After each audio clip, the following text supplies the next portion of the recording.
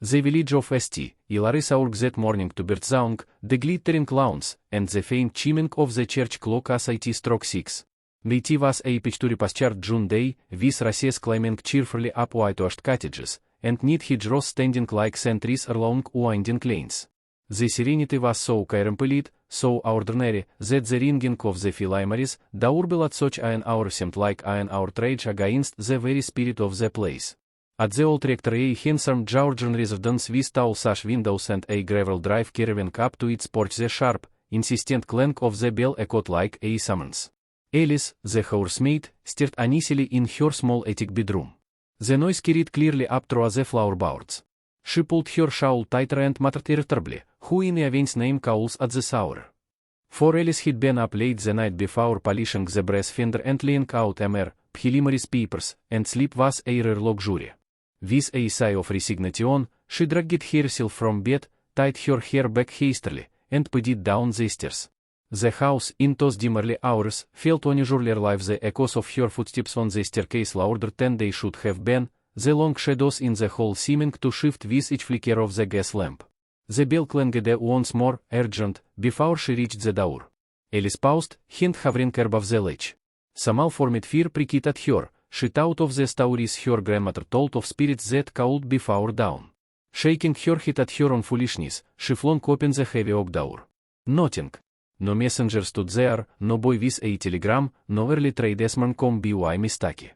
Only the pale light of the morning spilling over the drive, the gravel glistening faintly with dew.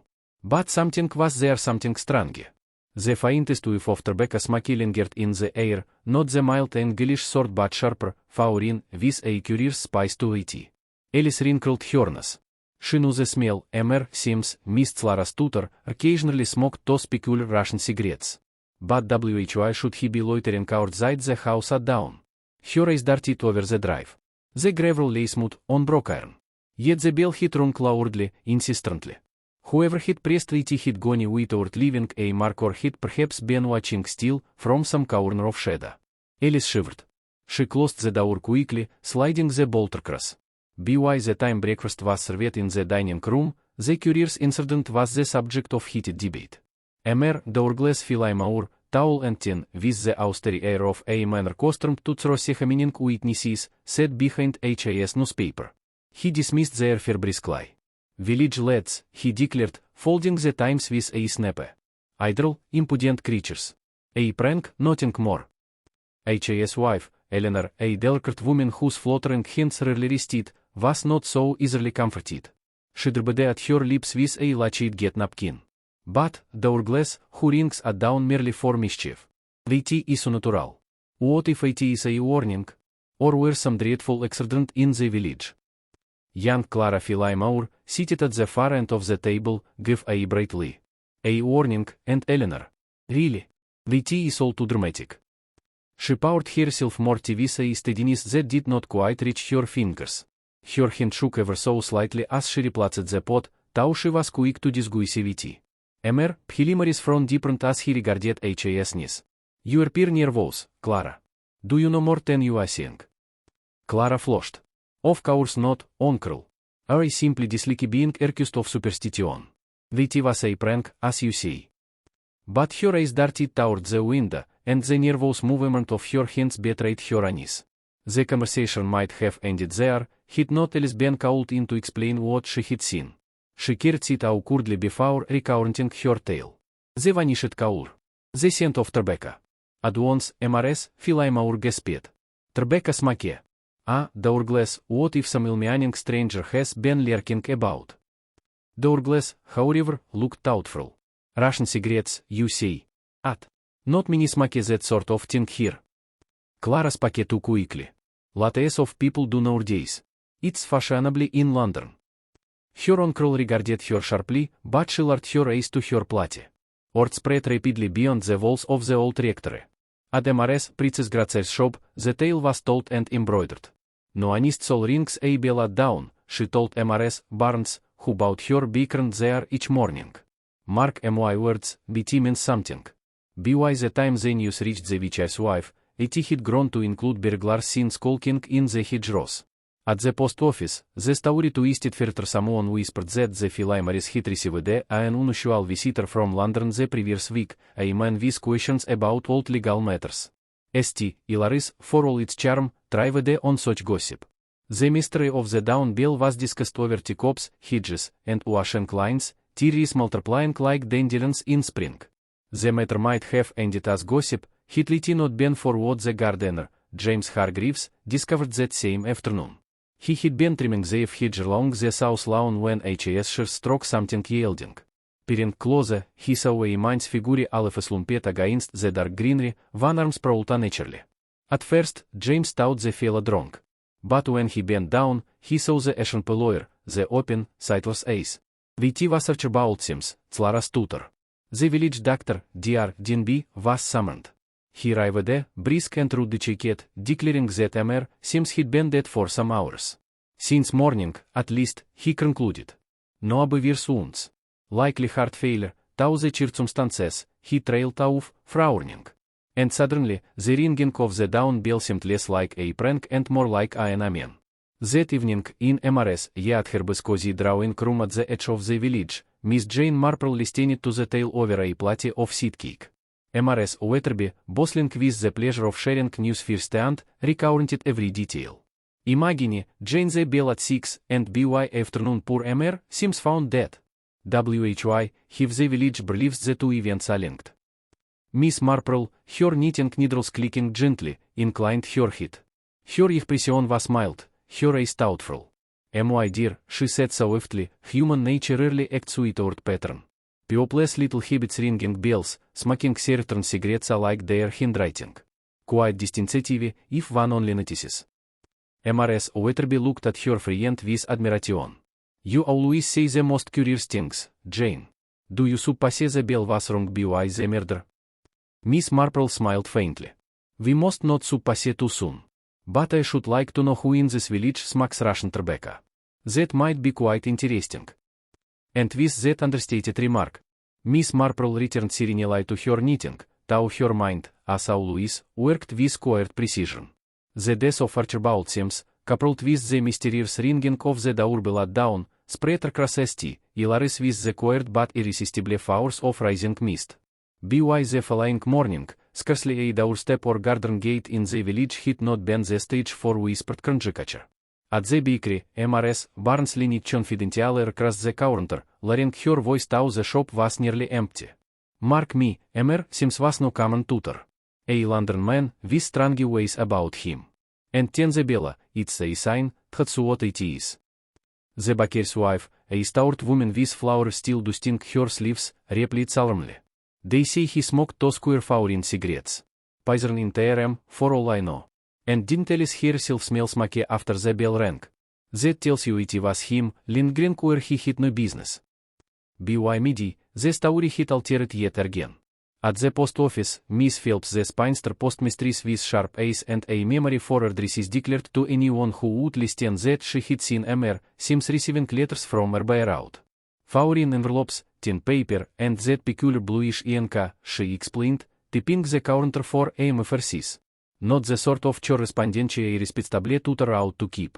The listeners to farmers' wives and the village carpenter nodded gravely. Secrets, mattered one. Always comes of Londoners, bringing their secrets here. The Philymaris, meanwhile, found themselves the reluctant center of attention. The old rectory had never before attracted so much curiosity. Children loitered by the gates, hoping to glimpse the haunted tutor's lawn. Women paused longer than necessary at the garden hedge, exchanging tidbits of gossip under cover of commenting on the races. Mrs. Eleanor Philymore shrank visibly under the scrutiny. She was a delicate woman at the best of times, inclined to headaches and easily distressed by village talk. Now, pale and fluttering, she sat in the drawing room beside her embroidery, pricking her fingers more often than the cloth. Douglas, she whispered one evening, when her husband came in from H.S. study, what will people think? First the bell, then the poor tutor. The is unnatural. People are looking at us strangely, we can feel it. Mr. Philymore, stiff and practical, dismissed her fears with a wave of the hand. Nonsense, Eleanor. We shall let the police handle it. Inspector Graves is a competent man. Seems was not ill liket, that much is plain, but speculation helps no one. Pay no heed to village chitter. But Eleanor could not help herself. Each whisper, each curious glance in church or at the gracers, weighed heavily upon her. She fancied herself pointed at, pitied or worse, as respected. Clara, by contrast, seemed restless rather than frightened. The young woman moved about the house with quick, nervous energy, her laughter forced, her eyes darting toward the windows as though she feared being observed. She lingered in her room longer than before, and when she joined her aunt in the drawing room, her conversation was oddly hurried, as though to cover silence with chitter. Alice, watching closely, thought her young mistress pale and unsettled, but said nothing. Servants in St. Hilary's knew better than to speculate her loot. Inspector Greaves arrived from the market town the next day. A broad-shouldered man with bristling moustache, he was all briskness and efficiency. H.A.S. men searched the grounds of the old rectory, while Greaves himself questioned the family and staff. "Did you hear the bell, sir?" he asked Douglas Philemore. Philemore, still indignant that H.A.S. household had been dragged into a scandal, replied curtly. "We did not. Only the maid. I myself was not yet awake." "And the tutor seems. When was he last seen alive?" "Yesterday evening," Philemore said. "He didn't visit, as usual. Afterward, he excused himself, saying he had papers to look over in H.A.S. room. Without noting of it until the gardener found him." Graves took down every detail with methodical patience. "And the cigarettes?" "Russian, the maid says. Do any others in the house smoke such things?" Douglas Philimore's brows drew together. "Certainly not. I detest the habit myself." Alice, when summoned, gave her account nervously, repeating her tale of the vanished cowl and the lingering smoke. The inspector made a note. "Very well. Perhaps Sims himself was prowling about. It may have been he who rang the bell. Heart attack afterward, alone in the garden." To this, Philemore gave a sharp nod of approval. "Exactly what I said. The simplest explanation." But Miss Marple, who sat quietly in the corner of the drawing room, an old friend of M.R.S. yet Herbes, invited in to keep M.R.S. Philemore company, did not nod. She continued knitting, her eyes smiled, but she noted the inspector's eagerness to accept the straightforward theory. She had learned long ago that human behavior was rarely straightforward. In the village, theories multiplied. At the vicarage tea party, M.R.S. Price insisted the bell was wrong by burglars, frightened Roy before they could carry out their crime. "But then, edit M.R.S. Barnes, what of poor M.R. Sims? Surely burglars don't kill tutors without reason." The vicar's wife leaned in conspiratorially. "Perhaps he was the burglar. Who else would be about at that hour?" Miss Phelps, delivering letters at the same moment, sniffed. "If you ask me, M.R. Sims was mixed up in something. Foreign letters, foreign cigarettes. Secrets will out." Meanwhile, M.R. Hargreaves the gardener found himself in the odd position of minor celebrity. Villagers stopped him in the lane to ask for details. Each time, he grew more dramatic in H.A.S. description. "Stone cold he was, as white as marbles. Shocked me, it did. And in the hedge, as though it been put there late cherry fulicky." Late cherry fulicky.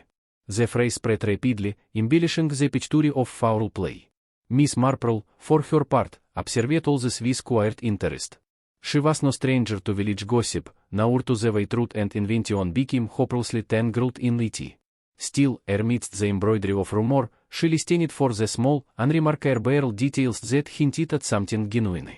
One evening, as she sipped tea with M.R.S. Wetherby, she remarked, "It is curious, don't you think, that so many people mention M.R. Sims foreign cigarettes? One might almost suppose the detail had been planted deliberately in their minds. And yet, people rarely notice what is in front of them, unless it is made to appear unusual." M.R.S. Wetherby blinked. "Do you mean, Jane, that the cigarettes may not be important at all?" Miss Marple gave her gentle smile.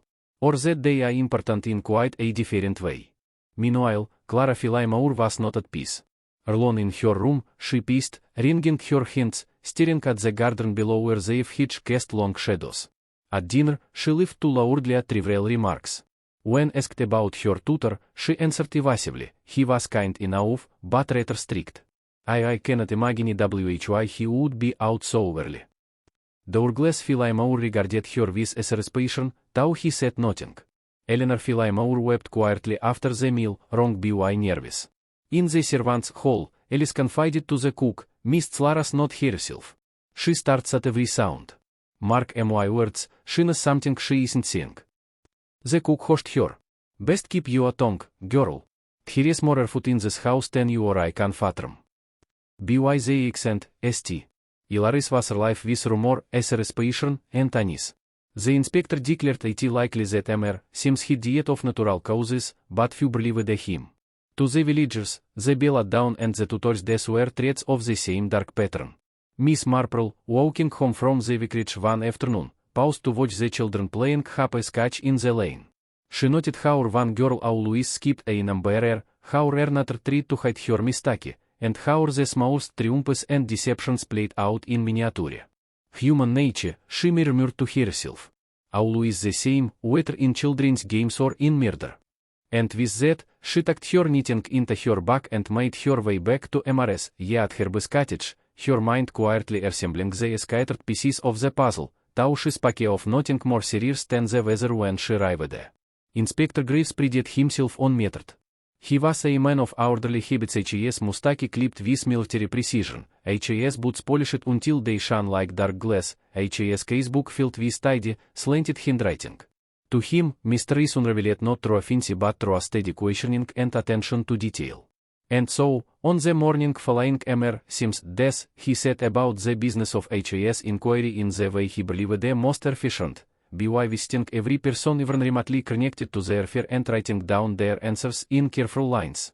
The old rectory, of course, remained his starting point. Douglas Philemore received the inspector in his study, a room filled with books of law, oak shelves rising high as cathedral walls, and a heavy desk littered with papers. Graves took in the stiff bucket chair, the careful order, the aura of stern respectability that clung to the retired solicitor. You understand, sir, said Graves, smoothing his mustache, that I must account for every movement in this house on the morning in question. Philemore inclined his head. Naturally. Though I assure you, Inspector, we are as bewildered as you. You did not hear the bell. I did not. The maid insists it rang, I take her word for it.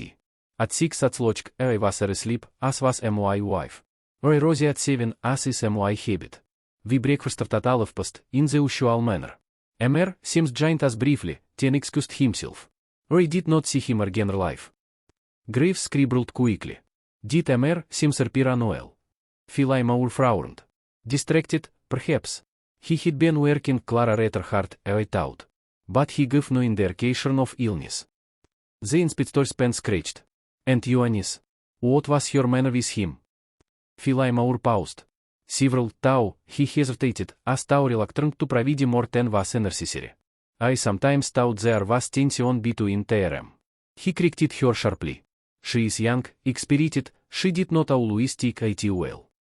Eleanor Philemore proved less caring past than her husband. In the drawing room she perched on a chintz chair, twisting her lace and kerchief, her eyes darting toward the door as though fearful the very walls might overhear her words. It is dreadful, Inspector. Dreadful. The bell it frightened me. Why should anyone call at such an hour? I said to Douglas it was a warning. A warning, I am certain of it. And now poor Mr. Sims dead in our garden. She pressed the handkerchief to her lips. People will talk.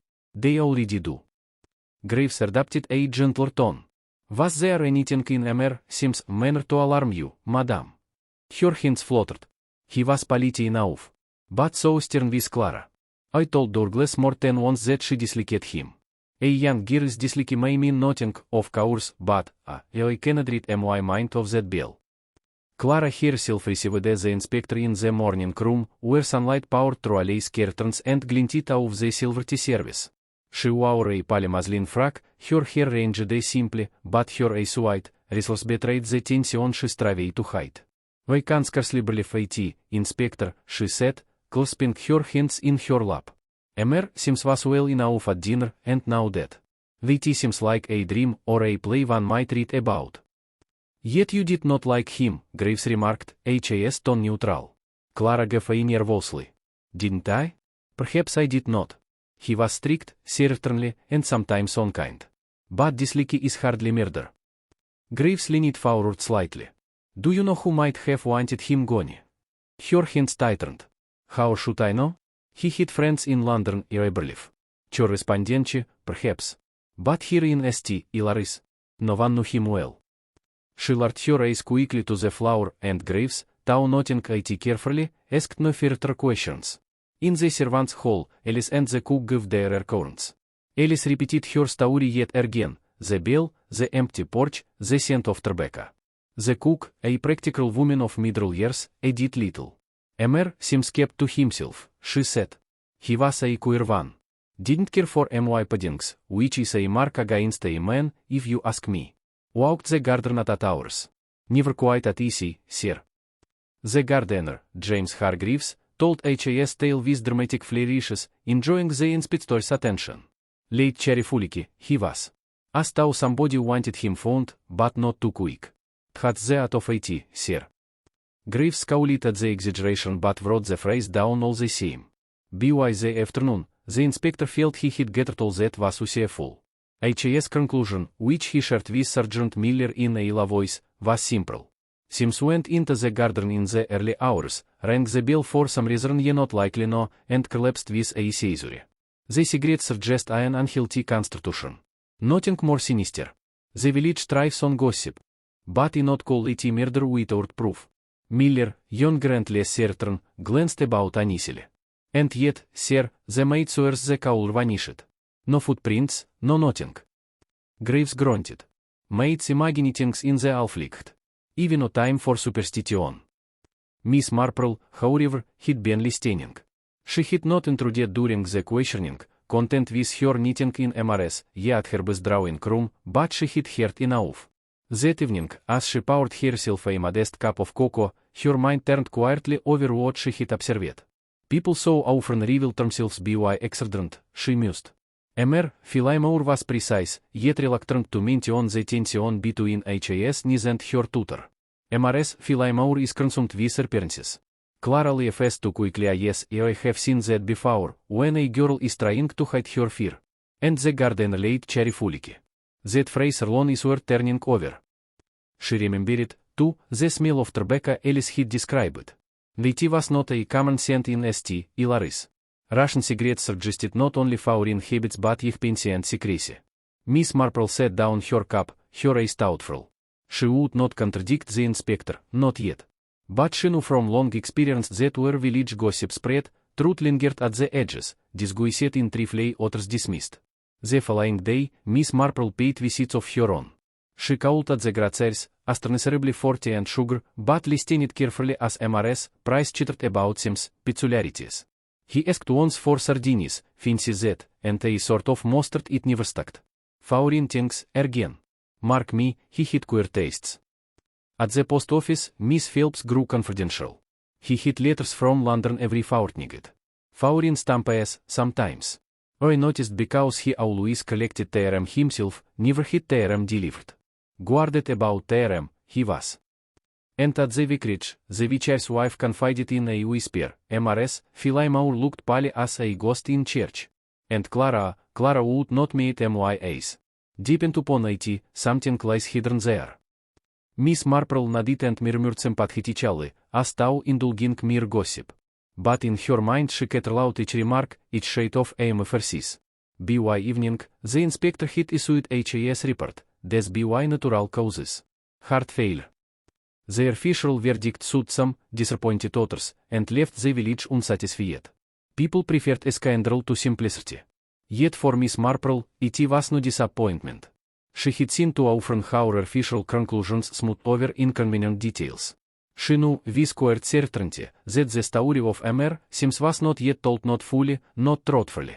As she walked through the twilight lanes, passing honeysuckle hedges and cottages with lamplight glowing warmly behind lace curtains, she reflected on the small, persistent questions that still lingered. Why would a man ring a bell at dawn and vanish? Why did Clara Philemore lie too quickly when asked of her tutor? And why, above all, had the body been found as though placed, laid cheerfully, in the hedge? The inspector might be satisfied. But Jane Marple, quietly knitting by her fire that evening, was not. She knew, as surely as the church clock would strike the hour, that darker through the lay waiting. Tau Inspector Graves hit return HAS report in firm on wavering lines heart failure, natural causes, no evidence of foul play. The matter did not rest easily in the minds of St. Hilary's inhabitants. The village, as Miss Marple knew too well, was not inclined to accept simple answers when more tantalizing explanations might be found. And so, while Graves congratulated himself on a closed case, the villagers quietly appended their own trials of speculation, selecting suspects as carefully as one might choose threads for embroidery. The most obvious suspect, by common concerned, was Clara Philaimore. It was MRS. Price who first whispered it at the Grazers, lowering her voice to a trilling hush. Mark me, that girl never took kindly to MR seems. Too sharp he was with her lessons, too strict by him. She lived when she ought to have looked so awful, and that tells its own tale. Within a day, the exasperation had grown roots. At the post office, Miss Phelps recalled Clara's flushed cheeks when she had collected letters with Sims in attendance. At the vicarage MRS, Barnes insisted she had seen Clara slip away from the rectory garden the very morning Sims was found. Tau I dare say she was speaking crassies, she added, a sneering. Clara herself seemed increasingly unsettled. She avoided company when she could, pleaded headaches to remain in her room, and when she was obliged to appear at church, she kept her eyes large throughout the service. To some, this was proof enough. She looks guilty, murmured MRS Price to her knee-bearer in the pew behind. Young people never could conceal their consciences. To others, however, Clara's manner suggested innocence. Poor child, sighed MRS Wetherby as she and Miss Marple walked home one afternoon. She is simply overwhelmed. Imagine the shock of finding her tutor dead in the very garden she walks daily. Miss Marple, her small hands folded round her back, did not contradict her friend. She merely observed, in her gentle way, fear and guilt can sometimes look rather like, you know. One must be careful not to confuse them. The second candidate for exasperation was Alice, the housemaid. It was she, after all, who claimed to have heard the bell and smelled the smoke. And it was she who first told the story of the vanished Caulrayan extraordinary tale, repeated in every corner of the village until it seemed embroidered beyond recognition. The butcher's wife declared she never did trust that Alice. A maid from a poor family, eager for attention, too fond of telling tales. Mark me, she made it all up for a bit of drama. And if she lied about the bell, who's to say she didn't lie about something else? The cook, loyal though she was, admitted privately that Alice had seemed restless of late, distracted in her work. And when MRS Price repeated this in the Grazers, it became, in less than a day, Alice was seen creeping about the rectory at dawn. Inspector Graves, when these whispers reached HASers, dismissed them with irritation. Servants love attention. But the girl's tale of smoke is not impossible, and Letty proves nothing against her. I not waste my time chasing shadows. Yet the village continued to whisper, for exasperation has a way of clinging to those least able to defend themselves. Then there was the gardener, James Hargreaves. It was he who had discovered the body, and he who repeated, with relish, the phrase that spread through the parish, late cheerfully. Some thought he relished it too much. He tells the story as though he enjoys it, observed Miss Phelps with pursed lips. Too detailed, if you ask me. Why should a gardener describe the dead so, unless he knew more than he should? And MRS Barnes said darkly, he was in the garden early, wasn't he? Convenient that he should be the one to find the tutor. The idea that the gardener himself might have played a part in MR seems death was eagerly adopted by those who disliked him. He was known to drink more ale than was proper, and HAS temper was quick when crossed. Miss Marple watched all this unfold with quieter tenderness. She did not interfere with the gossip, nor correct it, but she listened. For in gossip, she always said, there was often more truth than in sworn statements. Though one had to learn how to sift it. One evening, over tea with MRS Wetherby, she considered truth. It is interesting how exasperation falls so quickly on those who are most visible: the girl who lives too loudly, the maid who tells a strange tale, the gardener with HAS turn of phrase. Yet human nature often hides in quieter corners. One must not forget that. MRS Wetherby nodded, though she did not fully understand. Inspector Graves, however, had already formed HAS own opinion. Miss Clara Philaimore, he declared to Sergeant Miller as they walked the rectory grounds, had cause to resent her tutor.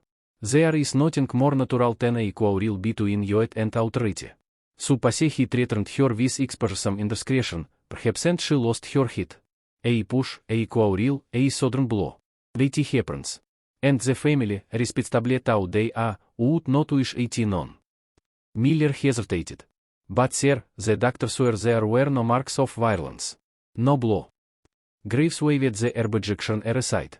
Not every crime leaves marks, Miller. And I tell you, the girl's behavior is peculiar. Laughing, avoiding questions. I've seen it before. Young women are poor liars. So it was that, though he lacked proof, the inspector quietly allowed a suspicion to settle upon Clara Philimour. Clara felt the weight of it.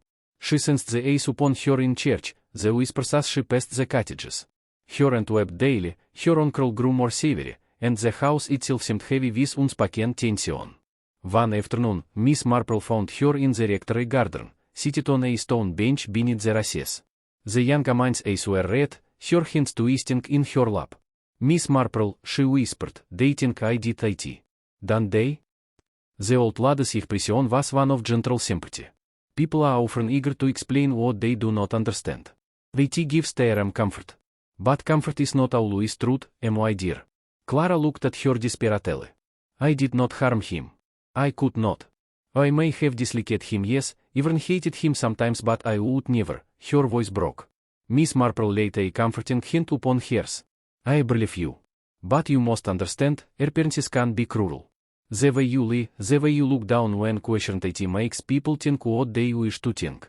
They see what fits their fancy, and not what lies beneath.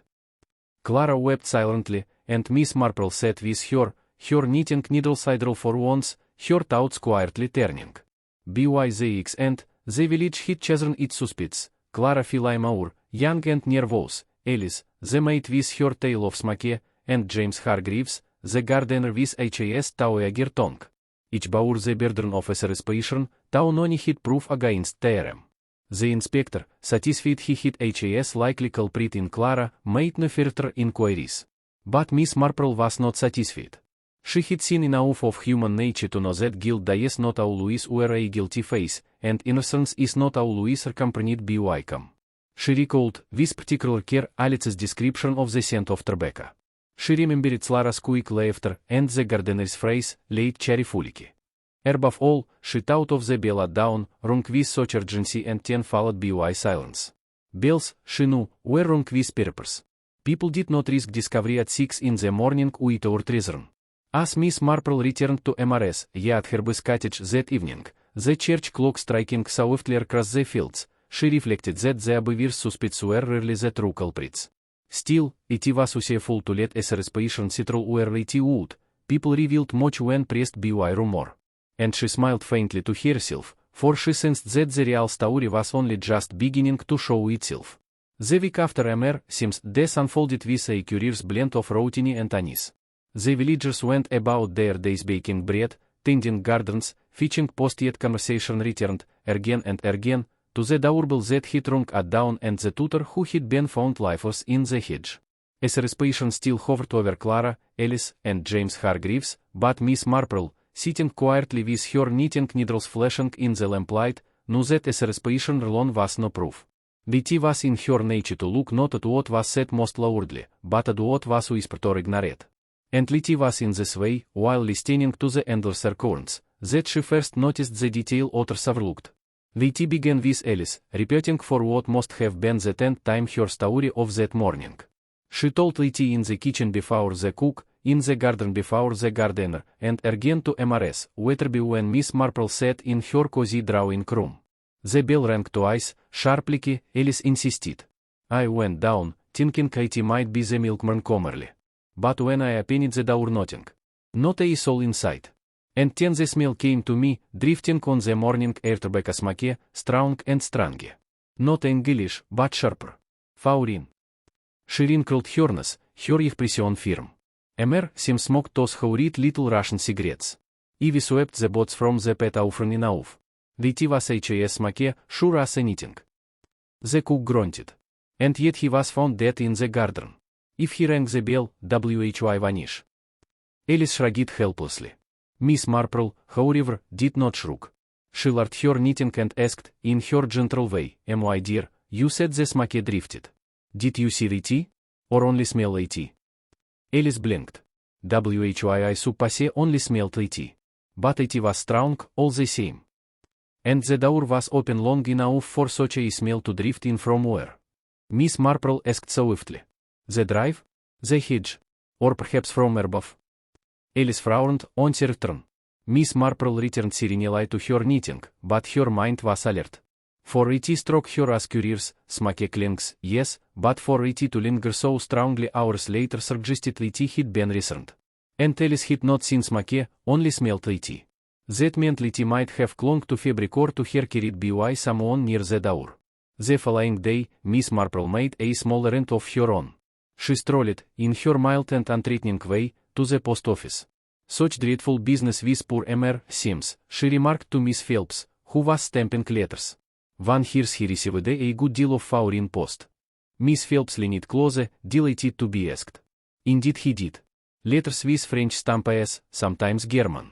Once even Russian, I'm sure of it. Always collected in person, never left for the maid. Guarded, you might say. And always at times late afternoon, just before closing. Very particular." Miss Marple nodded thoughtfully. "One must admire a man who values privacy. Yet sometimes privacy is a clock, don't you think?" Miss Phelps pursed her lips. "Clocks hide many things, Miss Marple. And that tutor had plenty hidden, mark me." Miss Marple left with her parcel, her mind turning not on Mr. Sims' foreign letters, but on H.A.'s peculiar times. At habits often revealed more than intentions. The tea was in the vicarage garden a day later, that Miss Marple stumbled upon the next detail. She had been invited for tea, and the vicar's wife was in a flutter about the rosy competition. "So difficult this year, with all the mildew," she lamented. Miss Marple, bending to admire a bloom, noticed a crumpled paper toast beneath the hedge. The vicar's wife explained it was a cigarette and one of the boys from the choir had likely been smoking in secret. Miss Marple bent closer. The paper was foreign, thin, the lettering faint but distinct. Russian. She tucked it into her handkerchief, seeing nothing.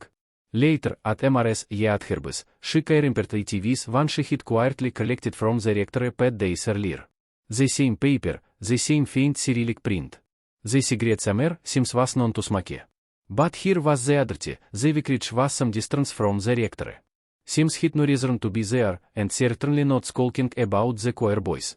So who else, then, in the village, smoked such things? That evening, Miss Marple spoke gently to Mrs. Wetherby. "The tea is curious how small objects travel. A cigarette bought here, not there. One might think they are the property of only one man, and yet habits spread. Sometimes they are borrowed, sometimes shared. Sometimes they are meant to mislead." Mrs. Wetherby looked startled. "You don't mean someone else smokes TRM?" Miss Marple smiled faintly. "Perhaps. Or perhaps someone wished us to believe only one person did." Meanwhile, as a respiration of Clara deepened. Inspector Graves, though declaring the case closed, privately told the sergeant, if we had to name a culprit, it would be the girl. Motive, opportunity, nervous behavior, it all fits. The villagers, too, whispered her name. Mrs. Price declared she had seen Clara quarrel with Sims over a book. Miss Barnes swore Clara had been seen near the hedge at dawn. Clara herself grew pale and withdrawn. At dinner she barely spoke, and her uncle watched her with narrowed eyes. Eleanor Philemore wept openly, convinced her niece was being unjustly maligned. Miss Marple observed Clara's shrinking figure, her quick glances toward the garden, her bitter nails. Fear, yes, but not the fear of guilt.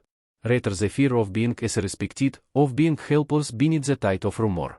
And yet, beneath all this, the true clue lay either not in Clara's behavior, nor in Alice's testimony, but in something far smaller. On her way home one afternoon, Miss Marple paused at the rectory gate. She bent to adjust her shoe and noticed, caught in the gravel, a tiny fragment of metal. She picked it up between gloved fingers, the slender cap of a fountain pen. Yeh pensive, foreign, engraved faintly with initials A.S. Archibald Sims. And yet the pen itself was nowhere in evidence. H.A.'s desk had been searched, H.A.'s pockets emptied, but the pen had vanished. Miss Marple held the cap in her handkerchief and thought deeply. A pen cap, lying near the gate, might mean nothing. But pens were personal things, rarely misplaced. To find the cap but not the pen was peculiar. She tucked it into her handbag, her eyes twinkling faintly. That evening, in her cozy chair by MRS, yet her heart, Miss Marple knitted calmly as she reflected. One notices such things, if one looks, she murmured. A smell that drifts but is not seen. A cigarette where it ought not to be. A pen cap without its pen. All trifle, to most. But trifle, as dear Emmer, Sherlock Holmes said to say, are often most important. She thought, too, of Alice's insistence on the smack. Suppose it had clung not to the air but to a person someone who had been very near the door. And suppose that person had deliberately left behind what seemed to be Sim's habit, to direct as a respiration. Miss Marple's needles clicked softly. Late cheerfully, indeed, she said under her breath. The village slept uneasily that night. Clara cried quietly in her room, Eleanor fretted herself into headaches, and Douglas Philemore paced his study, frowning over papers. Alice turned restlessly in her attic bed, while James Hargreaves drank his ale at the inn, repeating for the 50th time his tale of the body in the hedge. But in MRS, yet Herbert's small, rosy-shunted cottage, Jane Marple slept peacefully after laying aside her knitting, her mind compassed and clear.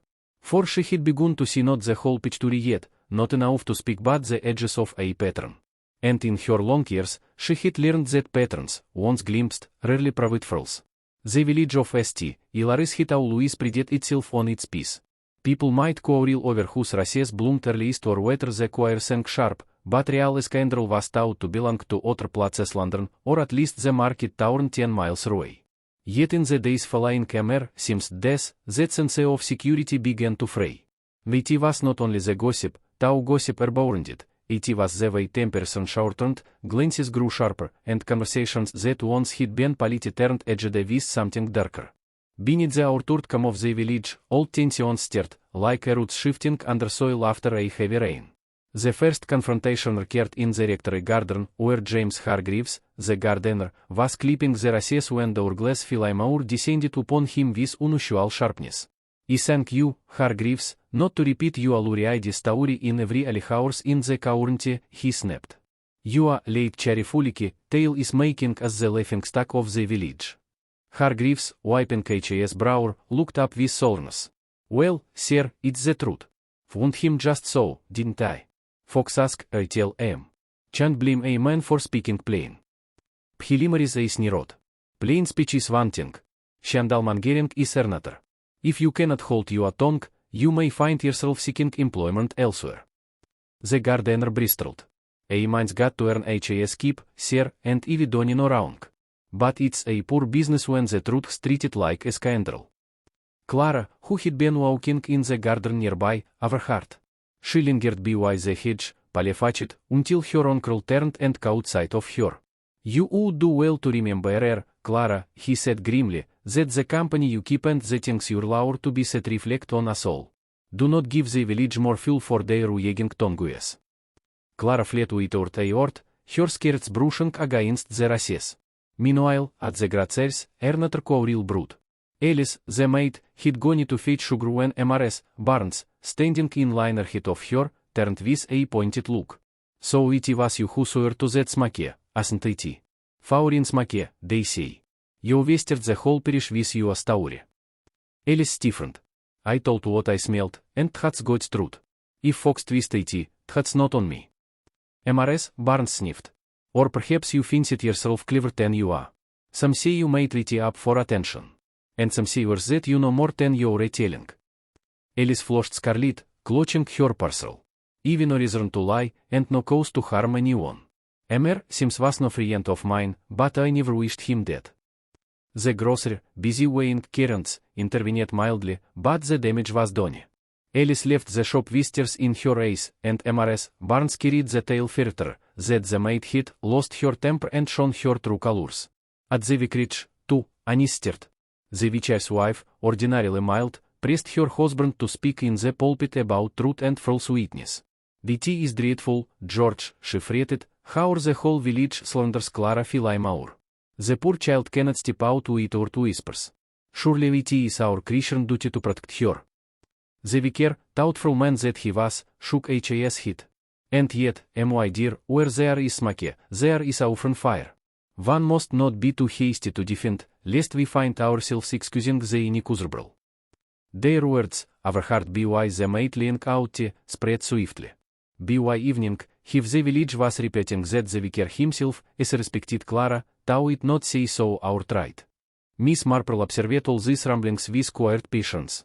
She had lived long enough to know that when a village is shaken, people's true natures rise to the surface. One afternoon she encountered Clara herself, wandering the lanes near the churchyard. The girl's eyes were red from weeping, her steps uncertain. They say I hated him, Clara burst out, without preamble. That I quarreled with him, that I wanted him gone.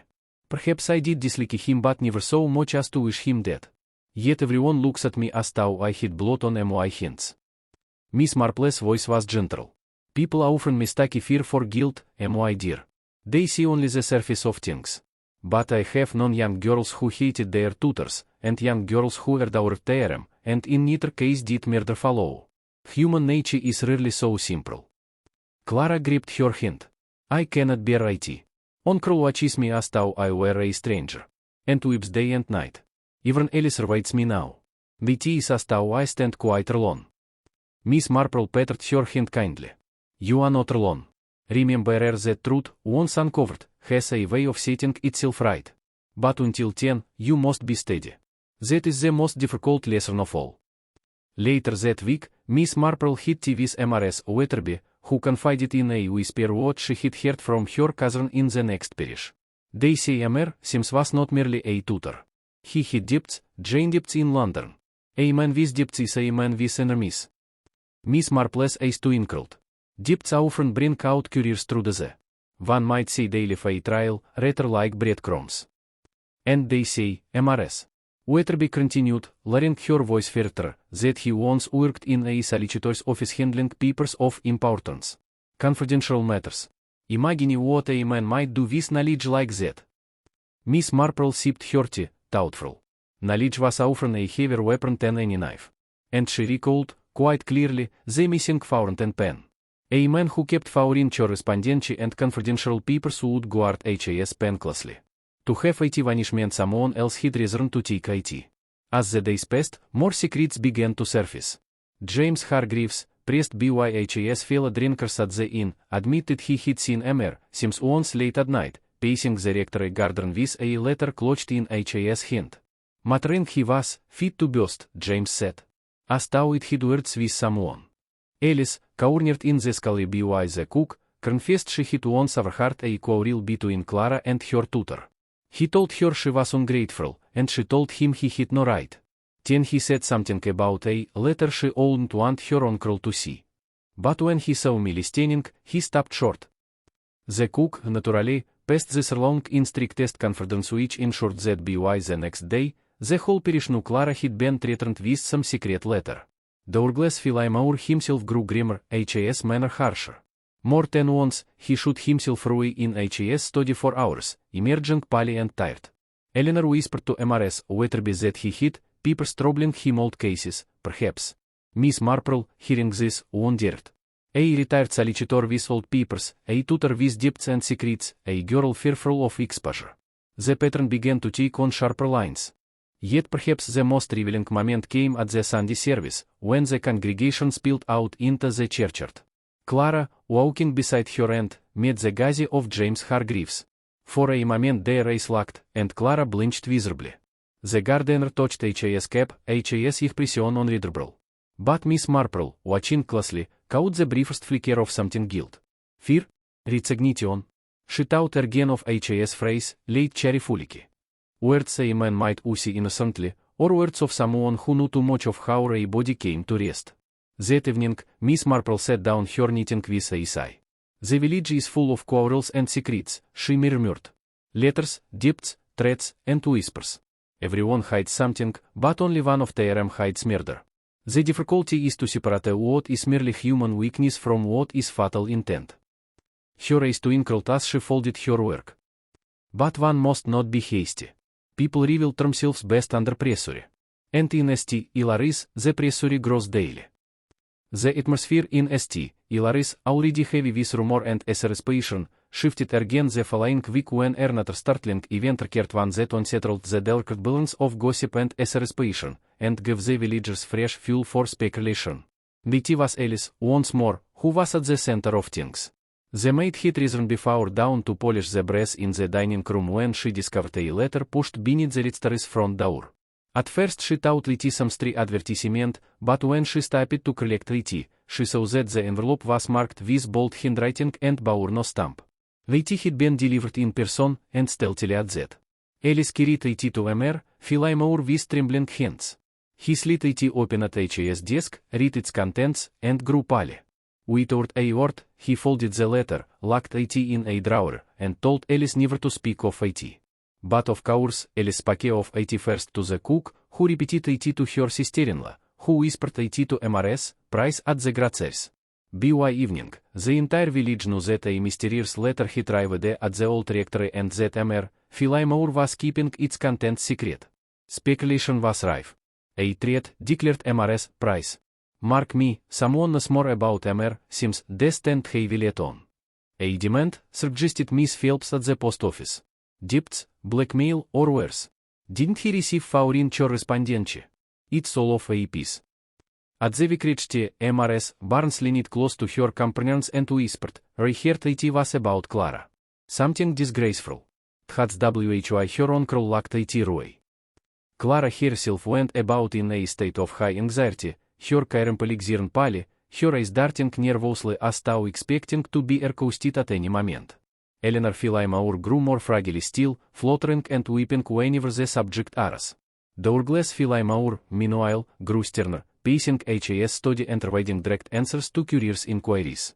Miss Marple, hearing of the letter, felt her attention sharpen. Letters, she had long observed, were among the most revealing of human artifacts.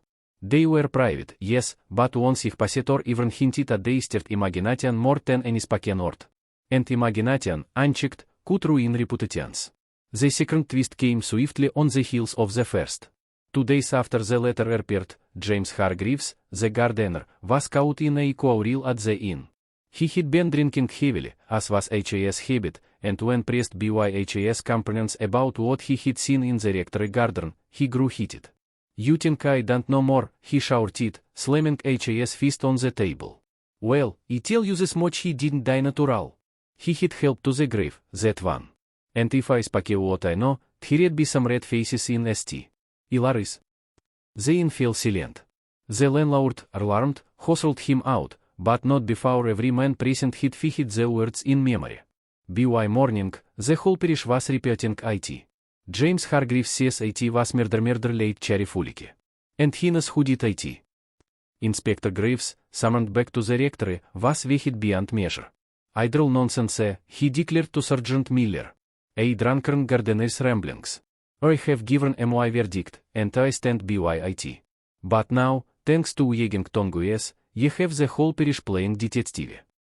Yet even he was unsettled when he learned of the letter. Anonymous letters are never innocent, he muttered, tipping the locked drawer on Philimore's desk. It may be mischief, or it may be worse. But I dislike secrets, Emer, Philemore. They breed trouble. Philemore, Lipstein, refused to disclose its contents. It is a family matter, Inspector. Nothing to do with Emer, seems to this. I will not have Clara dragged into a scandal. The inspector bristled but let the matter drop for the moment. Miss Marple, watching from her quiet corner, noted the stiffness of Philimore's refusal. Family matter, indeed. Letters rarely confined themselves so neatly. The village thrummed with new speculation. Exasperation shifted like mist from Clara to Alice, from Alice to Hargreaves, and now to Douglas Philemore himself. Mrs. Barnes, who delighted in dark possibilities, confided to Mrs. Price that perhaps Philemore had quarreled with the tutor over Clara and silenced him. Miss Phelps suggested the mysterious letter contained proof of such a quarrel. The witch's wife, in tones of Saura, lamented the decline of morals, even among our most respectable families. And through it all, Clara suffered under the weight of Oliveshine accusations. One evening, she approached Miss Marple in Mrs. at her best garden, her face pale, her voice trembling. Miss Marple, she whispered, you must believe me, I know nothing of the letter. Uncle has hidden it away, and I dare not ask him. But I am certain it concerns me, and the village believes the worst. What am I to do? Miss Marple looked at her with kind but penetrating eyes. My dear, truth has a way of making itself known, whether one wishes it or not. Secrets weigh heavily on the mind, and those who carry tear gracarels. Be patient, and do not lose hope. Clara pressed her hands together. If only I could know what was written. Miss Marple nodded, her thoughts already turning. That very night another incident occurred small, perhaps, but telling to an observant eye. Alice, carrying bed linen down the hall, passed the study and saw the drawer of Mr. Philimary's desk alpha pen, a sheet of paper protruding. She did not read it indeed, she dared not, but she glimpsed enough to see bold handwriting, large and hurried. And at the bottom, the faint trace of initials, A.S. Archibald Sims. Alice fled to her room, trembling. She told no one save the cook, of course, who told Mrs. Price, who told the postmistress. By morning, the rumor was complete. The letter came from beyond the grave, written by the dead tutor himself. It was nonsense, of course, but nonsense that thrilled the parish. Some claimed Sims had written it on the night of H.A.'s death, others that it had been hidden and delivered by a mysterious accomplice. But all agreed, the tutor's hint was in it still. Miss Marple, when she heard this, was not amused. Ghost stories, she knew, were convenient screens for human mischief. But the initials A.S. were interesting indeed. She recalled the missing fountain pen, the vanished letters, the depths whispered of in London. A man like Sims would not go quietly, he would leave words behind, words that might accuse or threaten. That the letter should surface after H.A.'s death was curious. Too curious. That evening she mused rude to Mrs. Wetherby. People believe what they wish, my dear. Ghosts, heresies, mysterious warnings. Yet more often than not, the truth is written in the smallest strokes, the tilt of a letter, the choice of ink. I should very much like to see that letter for myself. Mrs. Wetherby shivered. Ah, Jane, you don't suppose it was truly H.A.'s hint? Miss Marple smiled gently. Handwriting can be imitated, my dear. But motifs are harder to disguise. The village, meanwhile, grew restless. Whispers hardened into beliefs. Some were convinced Clara was guilty, others swore it was Hargreaves, still others hinted darkly at Philemon himself. The piece of St. Hilary's, once so orderly, now seemed fractured, each household turning inward, each conversation guarded. And beneath it all lay the unanswered questions. Why had Sims rung the bell down? What secrets lay in the letter? Who sought to direct a suspicion, and why? Miss Marple, sitting quietly by her fire, knitting needles clicking softly, knew that another layer had been added to the puzzle. A second crime was not yet evident, but she had seen enough of human nature to know it often repeated itself. Once a hand struck, it did not always stop at one blow. She set her work aside, her eyes thoughtful.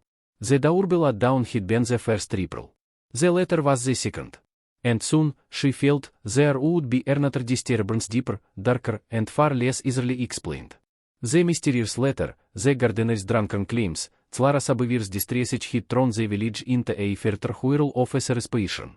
For most, it was enough to deepen their preferred theory, Clara's guilt, or Alice's falsehoods, or James Hargreaves' dark involvement.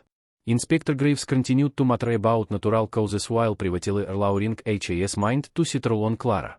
Douglas Philemon grew more severe, Eleanor more fragile, and Clara herself more withdrawn. But Miss Marple, knitting serenely by the fire at Mrs. Wetherby's cottage, was of another opinion. She had seen enough of human nature to know that direct confrontation rarely produced truth. A guilty person could lie, and an innocent person could appear guilty from fear. No, what was needed was a gentler, subtler test, something that would draw out a natural reaction, a slip of human behavior that no guilty conscience could wholly mask. The opportunity arose at Mrs. Wetherby's Thursday, a gathering that drew half the village. There were scones and sponge cake, cucumber sandwiches and pâtés of jam. The vicar's wife arrived with her usual air of importance. Mrs. Price and Mrs. Barnes were already there, whispering in the corner. Alice, allowed an afternoon off, sat timidly beside the cook. Even James Hargreaves made an appearance, looking uncomfortable in H.A.'s Sunday jacket, muttering that a man deserved the H.A.'s tea as much as any lady. Clara came too, pale and silent, led by Eleanor, whose hands fluttered nervously as she made introductions. Douglas Philemon declined to attend, citing papers in HAS study, tau Miss Marple as respected he wished to write the cheater.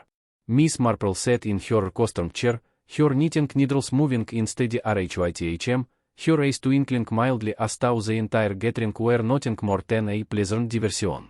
In reality, she was arranging her little test. The subject of the letter, inevitably, Aras. I heard Mrs. Price declared, leaning forward, that the letter bore no stamp at all. Slipped beneath the door, bold as brass. And adds more, Mr. Philemore locked it up and on breathe a word of it. That proves it's something dreadful, don't you think? The witch's wife pursed her lips. We must not judge too hastily. But it is strong, I grant you. Alice shifted uneasily in her seat. It hit writing on it. Bold writing. I only saw the outside, but she trailed off under the sudden silence. James Hargreaves chokired sourly. Likely blackmail. Man like Sims, with HAS secrets, it bring trouble in HAS wake. And trouble leaves letters. The word stirred a murmur of agreement. Clara sat rigid, her teacup trembling in her hand. Eleanor patted her arm anxiously. Viti was ten that Miss Marple, as if idly, drew from her reticuli a folded sheet of paper. Talking of letters, she said gently, I came across this fragment in the lane, and I wondered if anyone recognized the hint. She unfolded it, revealing not the actual pen cap she had found, but a piece of paper she had taken from her knitting basket, upon which she had written a line in bold strokes, imitating what she had glimpsed in Alice's description. At the bottom she had marked the initials A.S., the late Archibald Sims. It was not a forgery, nor intended to deceive in itself, it was merely a test, a bit to catch the smallest reaction. The effect was immediate. Clara gasped and turned pale, pressing her hands together tightly. Eleanor gave a cry of alarm, certain it was real. Mrs. Price and Mrs. Barnes leaned forward eagerly, eyes shining with curiosity.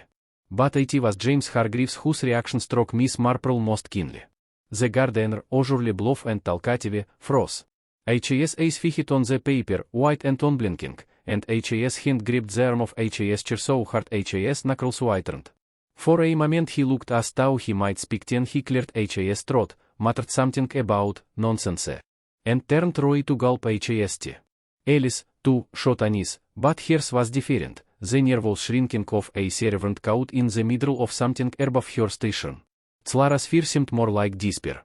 But Hargreaves, that was the reaction of a man confronted with resignation.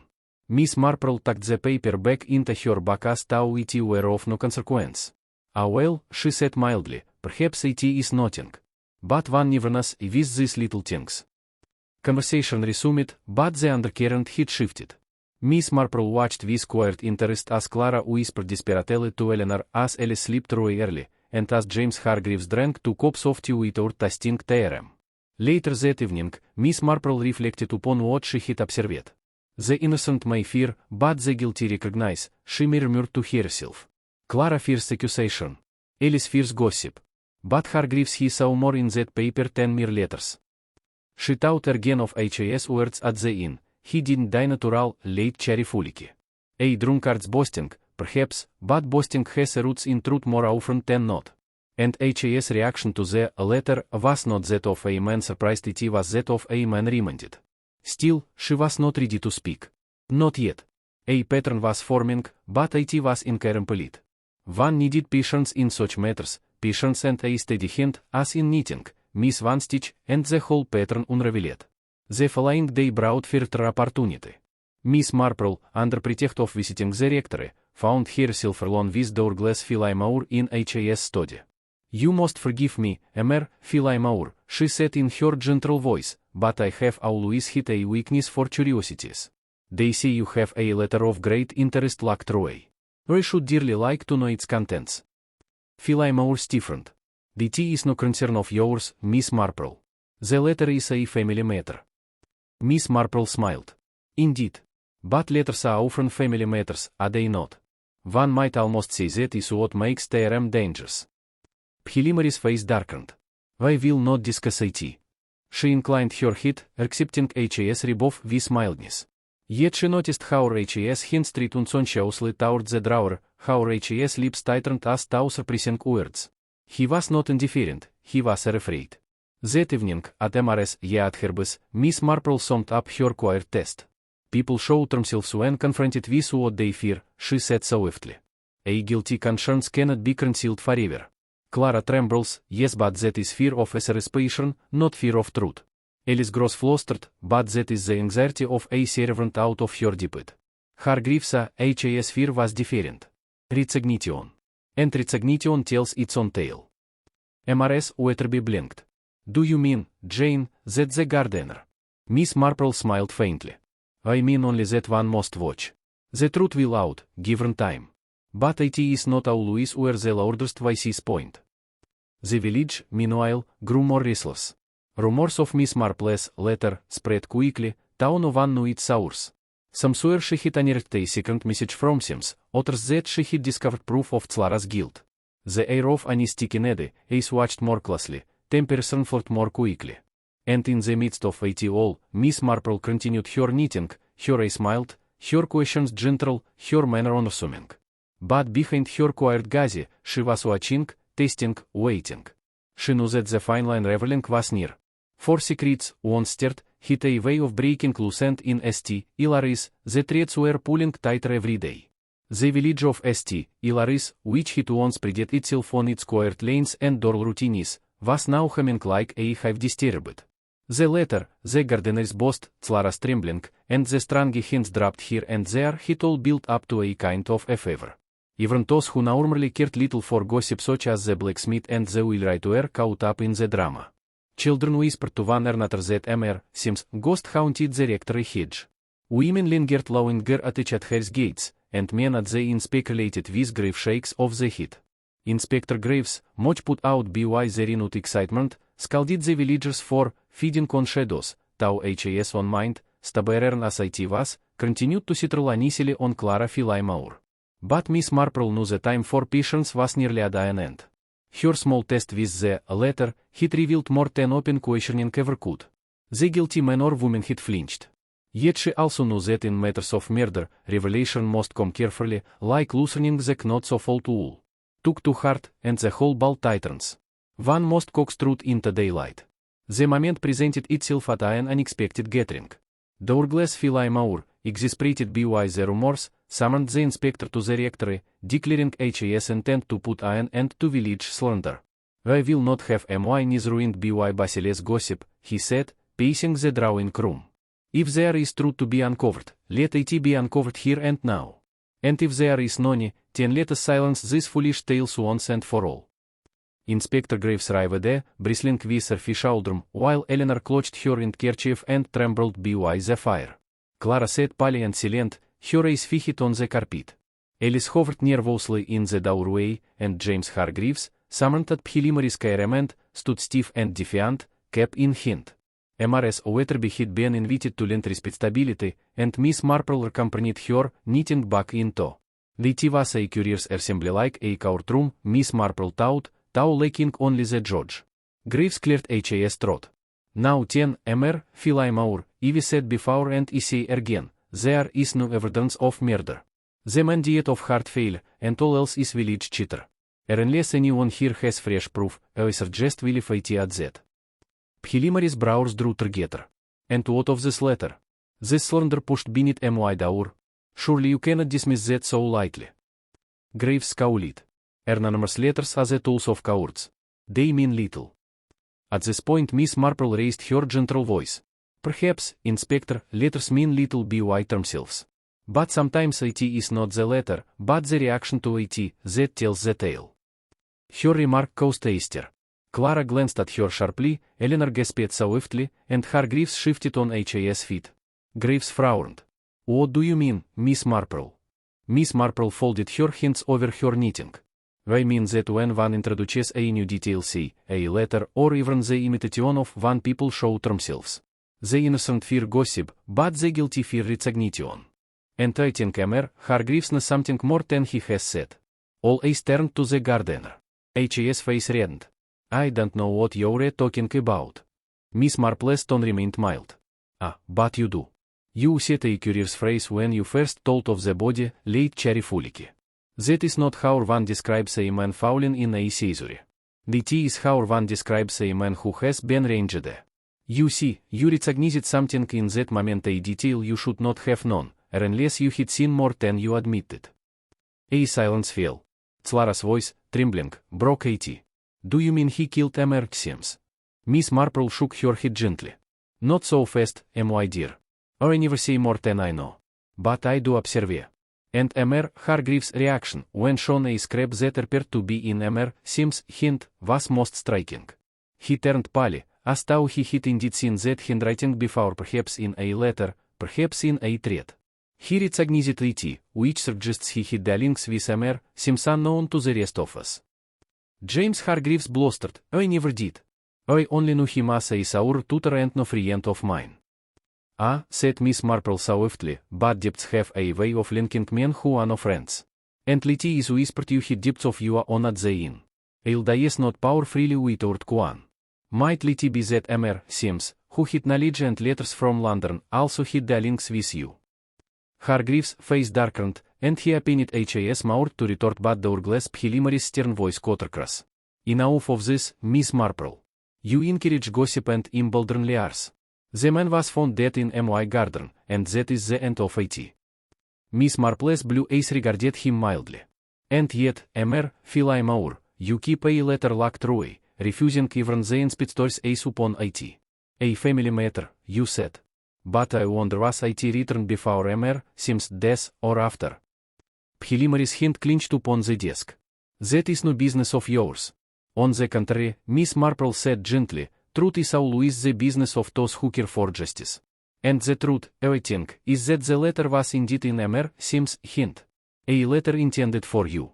The tea warrant or threatened of knowledge he possessed, perhaps from his time in London, perhaps about your family. That is why you locked it away. To protect your name and your niches. Eleanor gave a cry. The hourglass. Is it true? Philimary's lips pressed into a line, but he did not speak. Inspector Graves, though frowning, was intrigued despite himself. If you know so much, Miss Marple, tell us plainly. Who killed the man? Miss Marple's needles clicked softly as she replied. I never say more than I can prove, Inspector. But I can say this, Mr. Sims did not die of heart failure alone. He was moved ranged, as Mr. Hargreaves said after death. The question is not only who killed him, but who wished him to be found in such a way. And that, I think, lies in the motives hidden among us, depths, secrets, letters best destroyed. She let the words sink in, watching each face. Clara pale and trembling, Eleanor distraught, Philimore rigid, Alice frightened, Hargreaves defiant. Each bore a secret, and each feared exposure. The gathering ended in confusion. Inspector Graves blustered that Miss Marple had muddied the waters, but privately he admitted to Sergeant Miller that she had a knack for seeing through shadows. Clara clung to Eleanor, weeping softly. Philimore locked his study door and would admit no one. Hargreaves left muttering threats. Miss Marple, however, returned with Mrs. Wetherby to the small cottage, her expression serene. Over seat cake and tea, she remarked quietly, the truth, you see, is like embroidery. Each thread, thick or long, may seem meaningless. But when the pattern is complete, it will be plain enough. We are not at the end yet, but the threads are drawing together. And I suspect it will not be long before the pattern is clear. Mrs. Wetherby gazed at her with admiration. You think another secret will come out? Miss Marple smiled. I think it must. For when one lie is told, others must follow to protect it. And lies, like cracks in china, always spread. That night, St. Hilary slept fitfully. Some dreamed of the bell at dawn, others of ghostly letters sleeping beneath doors. Clara wept silently in her bed. Hargreaves drank himself into stupor. Philimore sat brooding in his study, the locked drawer gleaming faintly in the lamplight. And in her quiet room at Mrs. Wetherby's, Jane Marple laid aside her knitting and reflected, the next move would not come from her. It would come from the guilty one, compelled by fear into action. For guilt, like fire beneath ash, could not remain hidden forever. The gathering at the old rectory had ended in tension, leaving the air of St. Hilary's heavy with unease. Miss Marple's quiet observations had unsettled everyone, though she had named no culprit. She had simply pointed out what was there for any careful eye to see that Archibald Sims' death was not as simple as Inspector Graves insisted, and that those present were keeping secrets too tightly locked.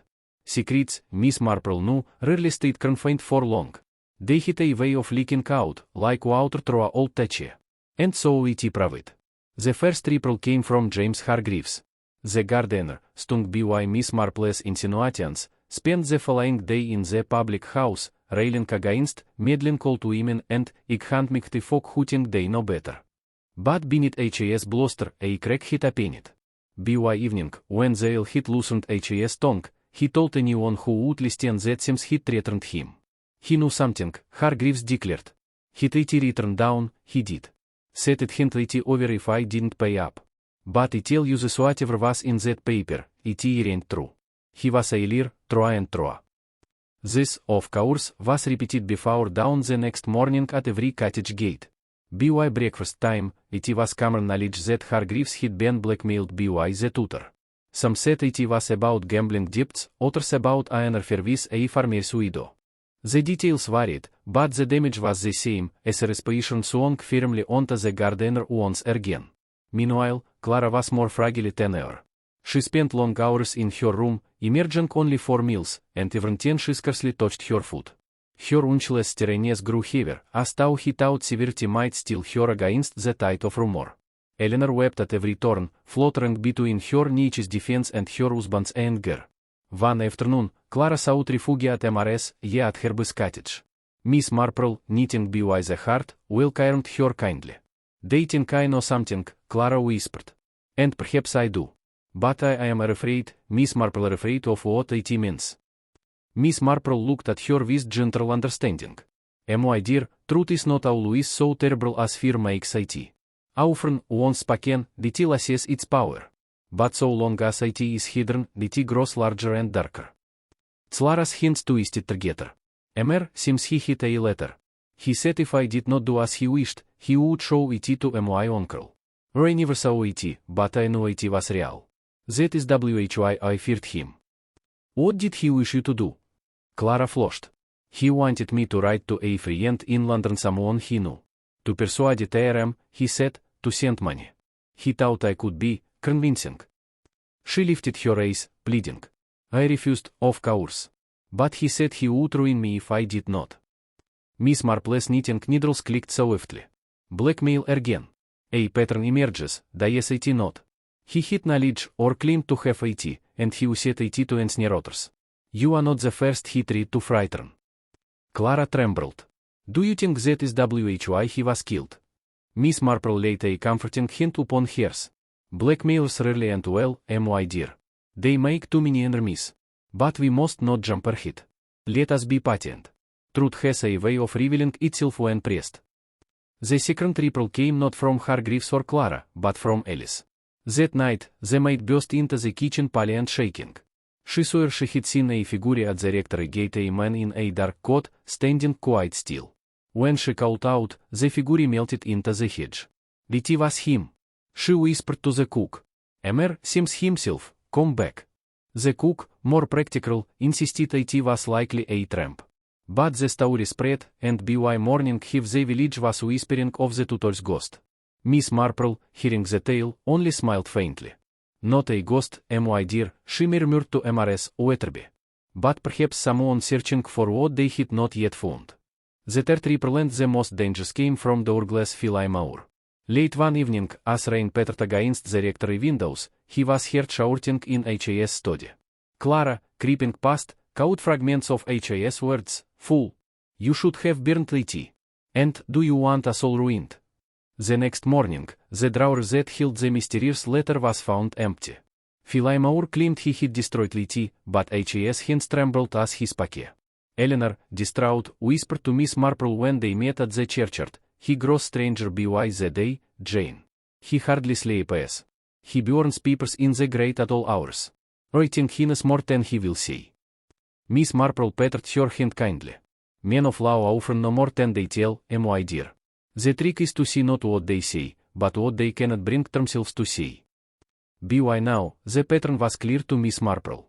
Each person touched by Archibald Sims bore a secret, Hargreaves, vis HAS Dipts, Clara, vis Her Threatened Letter, Philemon, vis HAS Locked Drawer. Seems he'd been a man who thrived on knowledge turned to advantage, to power, to blackmail. He dug too deeply, and in so doing, he'd armed more than one person vis motive for HAS death.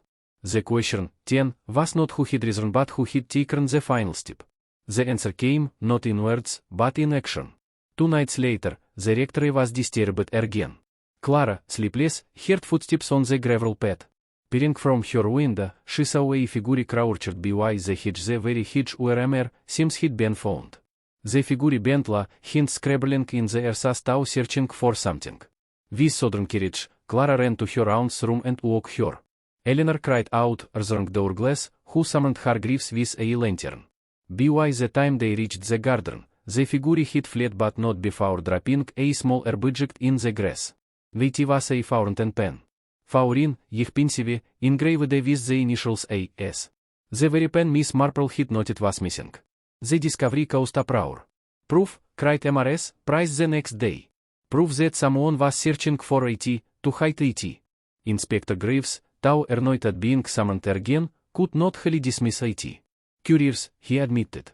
If Sims dropped IT before he did, why was IT not found until now? And who saw IT in the night? Someone who knew its value, it warn't. Miss Marple, holding the pen delicately in her gloved hand, said nothing.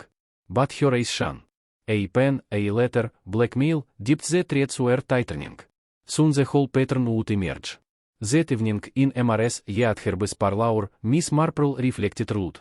You see, my dear, it is always the little things. A might smell of smoke, a gardener's turn of phrase, a pen cap in the gravel.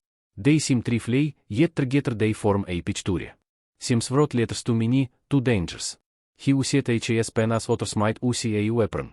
And now, someone has killed him, not in sudden passion, but with calculation ranging him carefully, hiding what might betray TRM, and then seeking desperately to recover IT.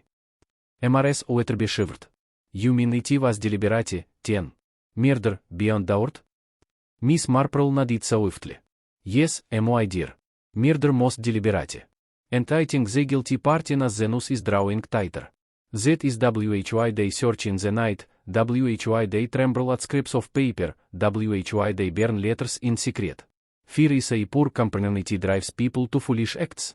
And in foolishness, the truth is always revealed.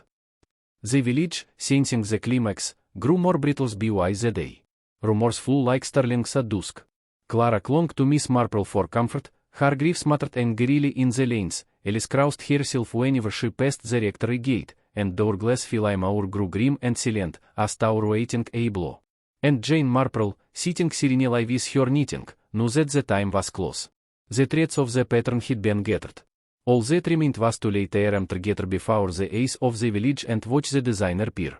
By the time the fountain pen was discovered in the hedge, St. Hilary's had abandoned all pretense of ordinary life. Every doorstep met with speculation, every errand was an excuse to exchange whispers. Housewives lingered at the pomp longer than necessary. That alone tells us foul play was afoot. The dead don't go about losing pens after they've passed. But while Graves grew redder with irritation, Miss Marple grew quieter, as she always did when the moment to act drew near. Her mind was like her knitting, steady, precise, patient. And now she was ready to drop a stitch deliberately, to see who stumbled. It was Miss Marple herself who proposed a gathering at the vicarage. It will do the parish good, she told Mrs. Wetherby. A little meeting, a little tea. People will be obliged to come, and perhaps, in the company of others, truths may emerge that would remain silent in private. The vicar's wife, eager to appear useful, agreed at once, and soon word spread that there would be a special gathering to discuss village concerns. Everyone understood, without saying so, that the concern was murder. By the appointed afternoon, the vicarage drawing room was crowded. Douglas Philemon came reluctantly, Eleanor fluttering at his side, Clara pale and withdrawn. Alice sat stiffly beside the cook, hands folded tight in her lap. James Hargreaves shuffled in late, cap in hand, his eyes darting warily. Mrs. Price, Mrs. Barnes, and Miss Phelps were present, eager for scandal. The inspector arrived, his mustache bristling with suspicion of the whole affair. And in the midst of them all, as unremarkable as a teapot on the table, sat Jane Marple, knitting calmly, her blue eyes twinkling. After tea had been poured and the plates of seed cake passed around, the room fell into a hush. People shifted, glanced at one another, and finally looked to Miss Marple. She smiled gently. "My dears, we are all troubled by the death of poor Mr. Sims. The inspector has been kind enough to assure us that no murder was done, but I fear the evidence tells another tale. And it is best we speak plainly now, for silence and rumor are dangerous companions." The inspector huffed but said nothing. Miss Marple set down her knitting. "It seems to me that Mr. Sims was a man who lived by secrets. He gathered them, he wrote them down, and he used them. In short, he blackmailed. That is why he received so many letters from London, and why he threatened both high and low here in St. Hilary's. Blackmailers make many enemies, and in the end, one of those enemies silenced him." There was a collective gasp. Eleanor gave a faint cry, Clara's hands trembled in her lap, Alice turned pale, and Hargreaves shifted uncomfortably in his chair. "But how can you say such a thing without proof?" cried Douglas Phillimore sharply. Miss Marple regarded him kindly. "Oh, but we have proof, Mr. Phillimore. Proof enough.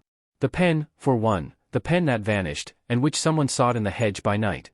The letter, for another, the one you locked away, sir, and later destroyed. A blackmailer always leaves traces, and Mr. Sims left more than most. But the most telling proof, my dears, is not in objects, but in behavior. For guilt shows itself when we least expect it." She paused, letting her words settle. Then, with the lightest of touches, she dropped her stitch.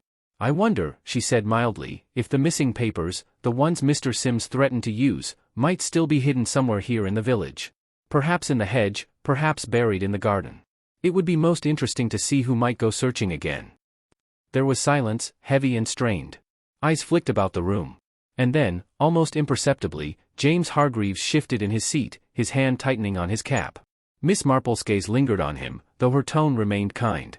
"It was you, was it not, Mr. Hargreaves, who told us the body was laid careful-like? A curious phrase, don't you think? One that suggests knowledge of how it was arranged. You see, people who stumble upon the dead do not speak of care, they speak of shock, or fear. Care belongs to the hands that placed the body." Hargreaves flushed red. "I only said what I saw. I didn't," but his words faltered. Clara's voice, thin and trembling, broke through. "It wasn't him. He may have seen something, but he didn't do it. He couldn't have." All eyes turned to her. Eleanor clutched her hand. Douglas frowned darkly. Miss Marple inclined her head. "You are very loyal, my dear. But I fear the truth must come out. The fact is, Mr. Hargreaves knew of the letter because he had been threatened with one himself. Mr. Sims used his debts against him. He may have wished the tutor dead, many did, but wishing is not the same as doing. No, the hand that killed was more deliberate." She let her eyes rest gently, almost casually, on Douglas Phillimore. Phillimore stiffened. "This is intolerable," he snapped. "You accuse a gentleman, a retired solicitor, of murder? I will not endure it." Miss Marple's voice was calm, almost apologetic. "I accuse no one, Mr. Phillimore. I merely observe. But one cannot ignore how fiercely you have guarded that letter, how quickly you destroyed it, and how restlessly you burn papers in your study at night. A blackmailer with knowledge of legal indiscretions, ah yes, that would be dangerous indeed. And yet, if you killed him, you arranged his body not clumsily, but carefully, so that suspicion would not fall upon your house. That is why it was described as laid careful-like." Eleanor gasped, and Clara let out a sob. Graves barked, "Miss Marple. Do you have evidence, or only stories?" Miss Marple smiled faintly. "Only human nature, Inspector. But human nature, I have found, rarely lies. Mr. Phillimore fears exposure above all. He fears it so much he would risk anything, even murder, to prevent it." The room erupted into murmurs. Mrs. Price whispered furiously to Mrs. Barnes, Alice buried her face in her apron, and Hargreaves muttered darkly. Phillimore himself stood rigid, his jaw clenched, his eyes glittering with rage. At last he spoke, his voice low and hard. "This is a farce. An old woman's fancies. I will not answer to it." Miss Marple inclined her head gently. "You need not, sir. In time, the truth will answer for you." The gathering broke up in confusion. Eleanor wept openly as Clara led her away. Hargreaves slunk out, scowling. Alice fled to the kitchen. The inspector muttered that he would not be made a fool of, though his eyes betrayed unease. Only Miss Marple remained calm, packing away her knitting with serene composure. To Mrs. Weatherby, who hovered beside her, she said softly, "The trap is sprung, my dear. Now we must wait for the snare to tighten. The guilty always stumble when pressed, and tonight Mr. Phillimore showed his hand.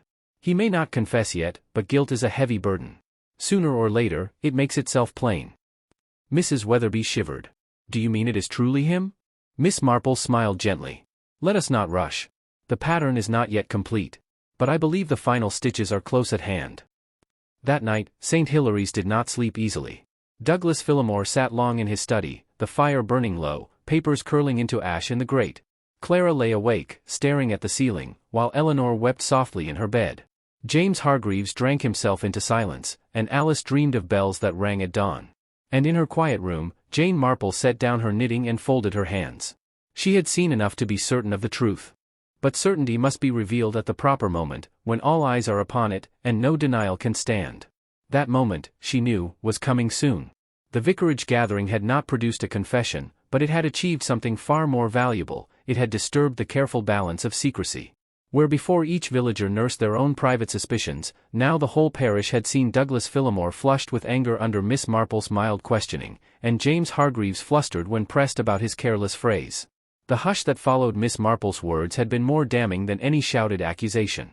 In the days that followed, the village felt taut, as though a string had been pulled too tightly and might snap at any moment. Gossip sharpened, tempers frayed. And for the first time, Inspector Graves, though still grumbling about old women meddling, felt the case sliding out of his control. The first sign of pressure came from James Hargreaves. He had been loud and blustery after the meeting, but now he grew quieter, more furtive. At the inn, he sat alone in a corner with his ale, glaring at anyone who tried to draw him into talk. He had been overheard muttering that, she'll ruin us all, that one, with her prying, though whether he meant Miss Marple or Clara no one could be certain. It was Alice who brought the next whisper to the kitchen. She claimed she had seen Hargreaves lingering near the rectory hedge again, scratching at the earth as though searching. Like a dog digging where it's buried a bone, she said nervously to the cook. This was passed along, embroidered in the telling, until half the village was convinced Hargreaves had buried incriminating papers and was trying to recover them before they were found. Meanwhile, Douglas Phillimore grew harsher with every passing day. He locked himself more often in his study, emerging with red eyes and a sallow complexion. Eleanor flitted about him anxiously, begging him to rest, but he only snapped that papers do not burn themselves. Clara avoided the study altogether, but once, passing the door, she swore she heard her uncle muttering aloud as though arguing with an unseen adversary. Clara herself became the subject of renewed whispers. Mrs. Barnes insisted that the girl's nerves will give her away in the end, just wait, while Miss Phelps claimed to have seen Clara with a folded note in her pocket that she quickly concealed when addressed. Clara, for her part, sought comfort in Miss Marple's company. I feel as though I am trapped in a nightmare, she confessed one afternoon in Mrs. Weatherby's rose garden. Everyone looks at me as though I were guilty. Uncle scarcely speaks to me, Aunt weeps constantly, and Alice shrinks from me as though I carried a plague. I do not know where to turn. Miss Marple patted her hand kindly. My dear, when people are frightened, they often cast suspicion on those least able to defend themselves. It is not guilt that weighs on you, but the burden of being misunderstood. Be patient. Truth has a way of pressing itself forward, especially when those who fear it grow careless. Clara wiped her eyes, though she still trembled. You think it will come out, then? Miss Marple's smile was gentle. It must. For secrets cannot endure under pressure. They crack, sooner or later. The pressure broke first in a curious way, through Eleanor Phillimore. One evening, she appeared suddenly at Mrs. Weatherby's cottage, pale and trembling, her eyes wide with distress. Jane, she whispered, I cannot bear it any longer. Douglas burns papers night after night, and he forbids me to ask questions. Clara grows thin with fear, and James Hargreaves skulks about the garden like a thief. I tell you, I believe there is danger, real danger, in this house. Miss Marple poured her tea and listened without interruption. At last, she said softly, danger indeed, my dear. But danger often turns most quickly upon those who seek to hide it. The more your husband destroys, the more he betrays himself. And if he is innocent, why should he fear old papers? Eleanor wept into her handkerchief. You must help us, Jane. You must. Miss Marple's eyes were kind but thoughtful. I will, my dear. But help must come at the right moment, else it is wasted. Be brave a little longer. The truth is nearly at the surface. Events then quickened. 2 nights later, the village was startled awake by a commotion at the old rectory. Alice, fetching water from the kitchen, had seen a glow beneath the study door. When she opened it, she found Douglas Phillimore kneeling before the grate, feeding it furiously with papers. The flames leapt high, casting his face in grotesque shadows. Startled, Alice let out a cry, which brought Eleanor and Clara rushing. For a moment, Phillimore turned on them with wild eyes. "Out," he shouted. "Out, all of you. These papers must burn, they must burn." Clara, terrified, pulled her aunt away, but the damage was done. By morning, the story had spread. Douglas Phillimore had been caught destroying evidence. The inspector, summoned yet again, found only ashes in the grate. "What were these papers, sir?" he demanded. "Old legal drafts," Phillimore said stiffly. "Irrelevant to anyone now. I will not be dictated to in my own house." But the inspector could not shake the unease that grew in him, and neither could the village. Whispers hardened into certainty. Phillimore was hiding something dreadful. That same day, James Hargreaves made a mistake of his own. Cornered at the inn by curious villagers, he grew defensive. "If I'd wanted him dead, I'd have left him where he fell, wouldn't I? Not laid him careful. I didn't." He stopped short, realizing too late what he had said. "Where he fell," repeated the blacksmith slowly. "So you saw it, then?" Hargreaves turned red, muttered an oath, and fled. By nightfall, the story was everywhere. The gardener had admitted he knew more than he claimed. Miss Marple listened to these developments with the calm of someone who had seen it all before. To Mrs. Weatherby, she remarked quietly, "You see, my dear, the net tightens of its own accord. Guilty men cannot keep still. One burns papers in desperation, another lets slip what he cannot explain. Fear makes them careless, and carelessness reveals more than confession." Mrs. Weatherby shivered. "But which of them is it, Jane? The gardener, with his debts? Or Mr. Phillimore, with his papers? Or could it be Clara, poor child, after all?" Miss Marple smiled faintly. "Each has secrets, yes. But only one had both motive and opportunity to arrange poor Mr. Sims so carefully, to search the hedge by night, and to tremble at the sight of a letter. We must wait only a little longer, and the final piece will present itself." That night, Clara could bear the tension no more. She stole from her room and knocked softly at Miss Marple's door in Mrs. Weatherby's cottage. Her face was white, her eyes hollow with fear. "I cannot endure it, Miss Marple," she whispered. "My uncle grows harsher, James Hargreaves more threatening, and everyone looks at me as though I carried the guilt of the world. Tell me, please, what do you know?" Miss Marple took her hand gently. "What I know, my dear, is that you are innocent. You were a victim of Mr. Sims' threats, but you are no murderer. The guilty one hides behind others' fear, but soon he will stumble outright. Patience a little longer. You must hold fast." Clara clung to her, tears falling freely. If only it could end. Miss Marple's eyes were thoughtful. "It will, my dear. Very soon. For the guilty is already trapped in his own web. One more tug, and it will tighten beyond escape." In the village, the tension was palpable. The baker's wife declared she could feel it, like a storm in the air. Mrs. Price insisted it would end in arrest before the week was out. Even Inspector Graves, though still muttering about old women's tales, admitted privately that something rotten lies at the bottom of it all. And in her small room, Jane Marple set aside her knitting, folded her hands, and reflected. The moment had come to lay out the full pattern. All the little stitches were in place: the bell at dawn, the smoke at the door, the fountain pen, the letter, the nervous glances, the late-night burnings. The next step, she knew, must be decisive. The storm that had been gathering over St. Hilary's broke not with rain, but with whispers. The village could scarcely contain its anticipation.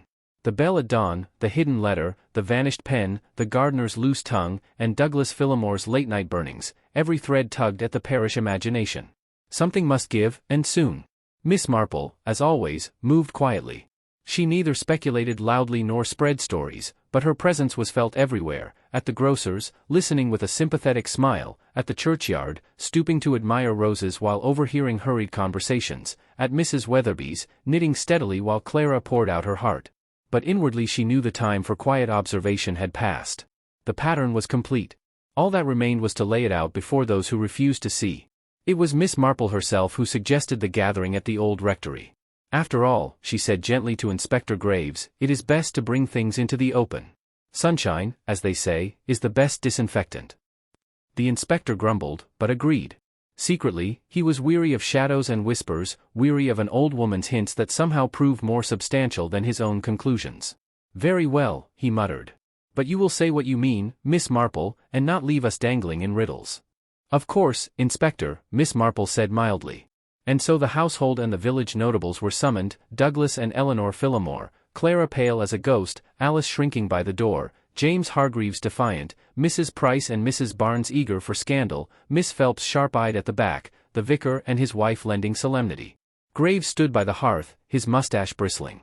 And Miss Marple, knitting bag on her lap, sat quietly in her chair. She began without flourish, her voice mild but steady. My dears, we have been much troubled by the death of poor Mr. Sims.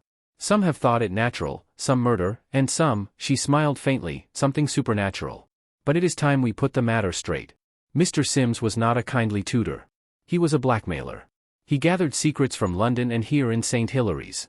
He wrote letters, he made threats, and he sought to profit from the weaknesses of others. That is why he died. Eleanor gave a soft cry, Clara buried her face in her hands, and Hargreaves muttered an oath. Miss Marple continued calmly. The bell at dawn was the first sign. Someone came to the old rectory in desperation, someone who wished to speak to Mr. Phillimore. They rang the bell, then vanished, leaving only the smell of tobacco behind. But it was not Sims who rang. He was already in danger by then. She paused, her eyes drifting across the room. You see, Mr. Sims had written a letter. A dangerous letter. It was slipped beneath the rectory door after his death, and it was in his own hand. Alice glimpsed the initials A.S. bold and clear. That letter was a threat to Mr. Phillimore, for it contained knowledge from his legal past, knowledge that would have ruined him and his household. That is why he locked it away. And later, that is why he destroyed it. All eyes turned to Douglas Phillimore. His face was pale, his mouth a hard line. This is slander, he said coldly. Baseless slander. Miss Marple's voice remained soft. Not slander, sir. Observation. You destroyed the letter, yes, but you could not destroy its memory. We all saw how fiercely you guarded it. And your fear betrayed you. She folded her hands. But the letter is not the only clue. There was the fountain pen. A man so precise as Mr. Sims would never mislay it. Yet it was missing, until it reappeared, dropped by someone searching the hedge at night. That pen, foreign and costly, engraved with his initials, was proof that someone still hunted for what it had written. Inspector Graves frowned. But who? Who killed him, Miss Marple? Speak plainly. Miss Marple looked about the room. James Hargreaves feared Sims because of his debts. Clara feared him because of his threats. But neither had the power, nor the courage, to arrange the body so carefully, nor to burn papers night after night. That required someone accustomed to secrets, someone trained to bury truth beneath respectability. Her gaze rested gently, inexorably, on Douglas Phillimore. It was you, sir. The words fell into the silence like stones in water. Eleanor cried out, Douglas. No. While Clara gasped in horror. Hargreaves muttered in astonishment. Mrs. Price and Mrs. Barnes exchanged wide-eyed looks of triumph, and Miss Phelps leaned forward eagerly. Phillimore stood rigid, his hands clenched. This is intolerable. I will not listen to the ravings of an old woman. Miss Marple's eyes were kind, almost pitying. Not ravings, sir. Only the plain truth. You had the most to lose from Sims' letters. He threatened you with knowledge from your legal days, cases mishandled, perhaps, or funds misplaced. Whatever it was enough to ruin you, to disgrace your family, to taint your niece. That is why you met him in the garden. That is why you quarreled. And when he pressed too far, you silenced him. Then, with the care of a lawyer arranging evidence, you laid him in the hedge, neat and deliberate, so that it would appear he had simply fallen. You even rang the bell yourself, to confuse the trail. Gasps rippled through the room. Clara gave a strangled sob. Eleanor covered her face. Phillimore's voice was harsh. You cannot prove it. Miss Marple inclined her head. Perhaps not in a court of law. But proof lies in more than documents. Proof lies in behavior. Who trembled at the mention of letters? Who burned papers in the dead of night? Who silenced his household with fear? It was you, Mr. Phillimore. Human nature speaks more loudly than evidence, and it convicts you now. The inspector, though red-faced, could not deny the force of her words. By heaven, he muttered, she's right. Every sign points to you. Phillimore's shoulders sagged, just for an instant. Then he straightened, his voice cold. You have no right. I will not confess. Miss Marple looked at him with gentle sadness. Confession is not always in words, sir. Sometimes it is in silence, sometimes in anger, sometimes in the fear that drives a man to burn paper until dawn. You have confessed already, in your own way. The gathering broke in tumult. Eleanor fainted, Clara wept openly. Hargreaves swore under his breath, half in relief that suspicion had shifted from him. Mrs. Price and Mrs. Barnes whispered furiously, thrilled at scandal. Inspector Graves barked orders, determined to seize what remained of Phillimore's papers. Miss Marple sat quietly amidst the commotion, her needles clicking once more, her face serene. To Mrs. Weatherby, she murmured, "You see, my dear, it is always the small things. A pen, a letter, a phrase, trifles, to most. But trifles, when one understands human nature, are the very fabric of truth. Poor Mr. Sims was a blackmailer, and he met the fate of such men. Poor Mr. Phillimore feared disgrace more than sin, and so he sinned indeed. It is a sad business, but human nature is very much the same wherever one goes." Mrs. Weatherby gazed at her with admiration and dread. "Jane, you see everything." Miss Marple smiled faintly. "Oh no, my dear. I merely notice what others overlook." That night, as the inspector prepared to escort Douglas Phillimore for further questioning, St. Hilary's buzzed with the knowledge that its peace had been shattered. The bell at dawn had tolled not for mischief, but for murder. And Jane Marple, with her knitting and her gentle eyes, had seen through it all. But though the revelation was made, Miss Marple knew the story was not yet finished. There would be aftermath, consequences, grief to be borne. The village would not soon return to its old calm. Still, for the moment, the pattern was complete. The net had tightened, and the truth was plain. The morning after Miss Marple's revelation, St. Hilary's seemed both quieter and louder at once. The air was still, almost heavy with the residue of storm, but every lane, every cottage window, every shop door buzzed with the murmur of voices. Scandal, like smoke, drifted across hedgerows and through parlors. Douglas Phillimore had not been seen since Inspector Graves had taken him from the old rectory the night before. The inspector had made no statement, though whispers claimed Phillimore had at last broken, admitting not murder outright, but an unfortunate accident, followed by a grave error in judgment. The phrasing, repeated and embroidered by the ladies of the village, was discussed endlessly at the baker's and the greengrocer's. What was fact and what was fancy hardly mattered. Everyone agreed on one thing: St. Hilary's would never feel the same again. At Mrs. Barnes' tea-room, the kettle hissed and the cups rattled as she served Mrs. Price and Miss Phelps their second pots. The three of them leaned together across the small table, their voices lowered though every customer in the shop knew precisely what they spoke of. "I always said," Mrs. Price announced triumphantly, "that Mr. Phillimore was not to be trusted. Far too proud, far too secretive. You cannot keep secrets in a village like ours, however you try." Miss Phelps pursed her lips. "Secrets and sins, Mrs. Price, are often bedfellows. If only we had listened to the signs earlier. The man was always burning papers. And what sort of gentleman keeps a niece in such nervous terror?" That Clara looked ready to faint at the mention of his name. Mrs. Barnes, though eager for the business gossip brought her, tried to keep some balance. "Well, he was respected once. We must not forget that.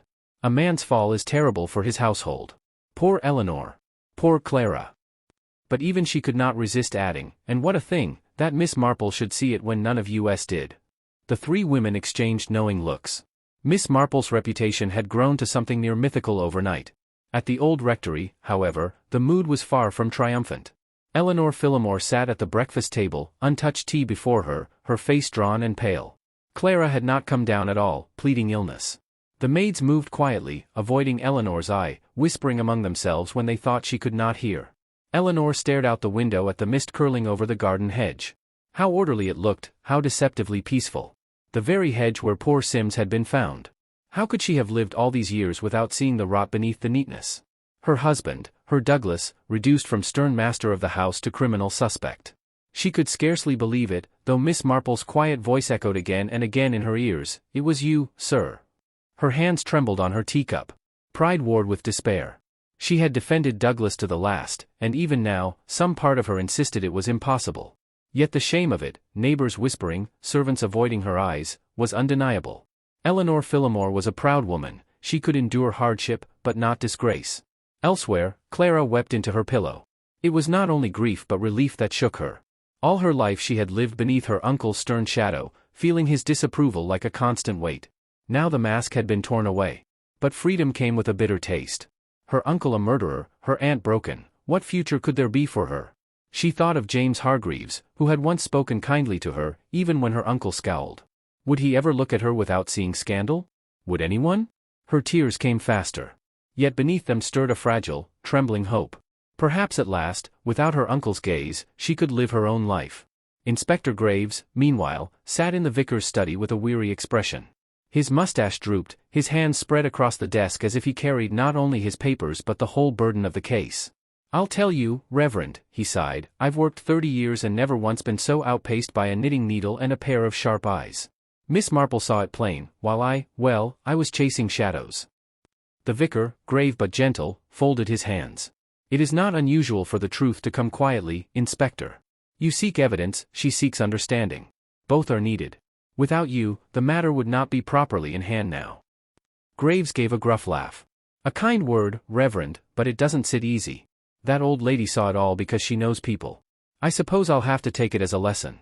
Watch the hearts of men as well as their hands. He shook his head. And as for Phillimore, there'll be a trial, no doubt. But I wonder if justice will feel like justice when it comes. Miss Marple herself sat that morning in Mrs. Weatherby's sunny parlor, her knitting resting on her lap, a small plate of scones untouched beside her. Mrs. Weatherby, still in awe, had begged her to come. Jane, she said breathlessly, you must tell me. How did you know? How did you see it so clearly when none of us could? Miss Marple smiled gently. Oh, my dear, it was not so very clever. People behave as they always do, in every village, in every house. Mr. Phillimore feared disgrace. He controlled his family with severity. He guarded his secrets like a miser guards his gold. And when threatened, he acted as such men always act, with desperate violence followed by careful concealment. It was all quite ordinary, really, once one looked closely. Mrs. Weatherby shuddered. Ordinary? Murder, ordinary? Yes, Miss Marple said softly. Sad, but ordinary. One sees it in families, in quarrels, in scandals. Human nature does not change. That is why patterns repeat, and why even an old woman in a village may read them, if she is patient. She sipped her tea, her eyes thoughtful. It is not cleverness, my dear. It is only paying attention. The days that followed were filled with quiet upheaval. Servants left the old rectory, unwilling to serve a household so tainted. Eleanor Phillimore went to her sister in Bath, leaving Clara in the care of distant cousins. James Hargreaves, though still under suspicion for his debts, walked freer now, his own secrets less damning than murder. Yet he bore the mark of the scandal too, for everyone remembered how closely he had been tied to the Phillimores. The parish meetings buzzed with gossip, but also with unease. It was not easy to speak lightly when murder had touched so close. Mothers drew their children nearer, as though evil might spring from the hedges. Men looked warily at one another, reminded that even respectability could hide sin. And yet, life pressed on. The bells rang for Sunday service, the grocer weighed apples, the children chased hoops along the lane. The ordinary folded itself around the extraordinary, as it always does. For Miss Marple, the matter was already receding into memory. She thought often of Eleanor's proud face, of Clara's trembling hands, of Douglas's final silence. She pitied them all, even Sims, whose greed had brought him ruin. As she sat by her window with her knitting, she murmured to herself, the saddest part is not the crime itself, but the fear that drives it. Fear of exposure, fear of shame. How often one sees it, in small ways, among neighbors and families. Poor Mr. Phillimore only did what weaker men do every day, only he went further. Her needles clicked softly. Yes, she whispered, it is always fear. Fear is the seed from which the ugliest flowers grow. The village would recover, as villages do, but not without a scar. Years later, old women would still lower their voices and say, do you remember when Miss Marple found out about the Phillimores? The hedge at the old rectory would always be pointed out to visiting cousins. And in quiet moments, Clara, older, freer, yet never wholly unburdened, would remember the bell that rang at dawn and think how it had tolled not for awakening, but for endings. And Miss Marple, ever gentle, ever sharp, would continue her quiet life in St. Mary Mead and St. Hilary's alike, seeing what others missed, piecing together the puzzle of human nature, and knitting patiently while truth, inevitable and plain, revealed itself at last. The late summer sun filtered gently through the lace curtains of Miss Marple's neat sitting room in St. Mary Mead. Outside, the church bells marked the hour, their tones soft and reassuring, a reminder that life went on with its familiar rhythm. Within, Miss Marple sat in her accustomed chair, a basket of knitting yarns at her side and her needles clicking steadily in her hands. The pattern she worked was simple, almost absent-minded, for her mind was occupied with recollection rather than design. The matter of the Phillimores and the bell that had rung at dawn was finished, as far as the law was concerned. Douglas Phillimore sat now in a cell in Exeter, awaiting trial, his silence as unbroken as it had been the night Inspector Graves led him away. Eleanor remained in Bath, her pride shattered and her health, so the vicar's wife wrote, greatly diminished.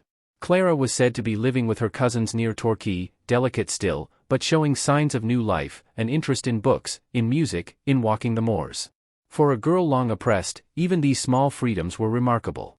And yet, Miss Marple thought, matters of the heart and of human nature are never so easily concluded as courts or newspapers would have them. There were scars invisible to the village eye, wounds left not only by the violence of one man's act but by the fears and silences of all who had lived under his shadow. She paused in her knitting and looked out at her garden, where roses still bloomed though their petals had begun to soften and fade. Nature, she reflected, was an excellent teacher of truth. One could see in a single rose bush both the beauty of life and the certainty of its decline. So too in villages, in families, appearances masked the inevitable decay beneath, unless carefully tended. She remembered Eleanor Phillimore at the breakfast table, her hands trembling, her eyes turned to the hedge where Sims had fallen. That image lingered more strongly in Miss Marple's mind than even the crime itself. Eleanor had not murdered, nor had she conspired, yet she had permitted herself for years to live in denial. Pride had been her refuge, but pride, Miss Marple thought, could be as destructive as malice when it blinded one to truth. Clara, poor child, had been both victim and silent witness. Fear had stolen her youth as surely as her uncle's crime had stolen a life. And Miss Marple wondered, as she often did, whether the greatest tragedies were not the deaths that drew headlines but the quiet suffocations of the spirit that no one noticed until it was too late. On her mantel sat the letter Inspector Graves had sent, written in a hand surprisingly neat for such a brusque man. He had thanked her, somewhat stiffly, for her invaluable assistance. He confessed he had underestimated her powers of observation, though he couched it in official phrasing.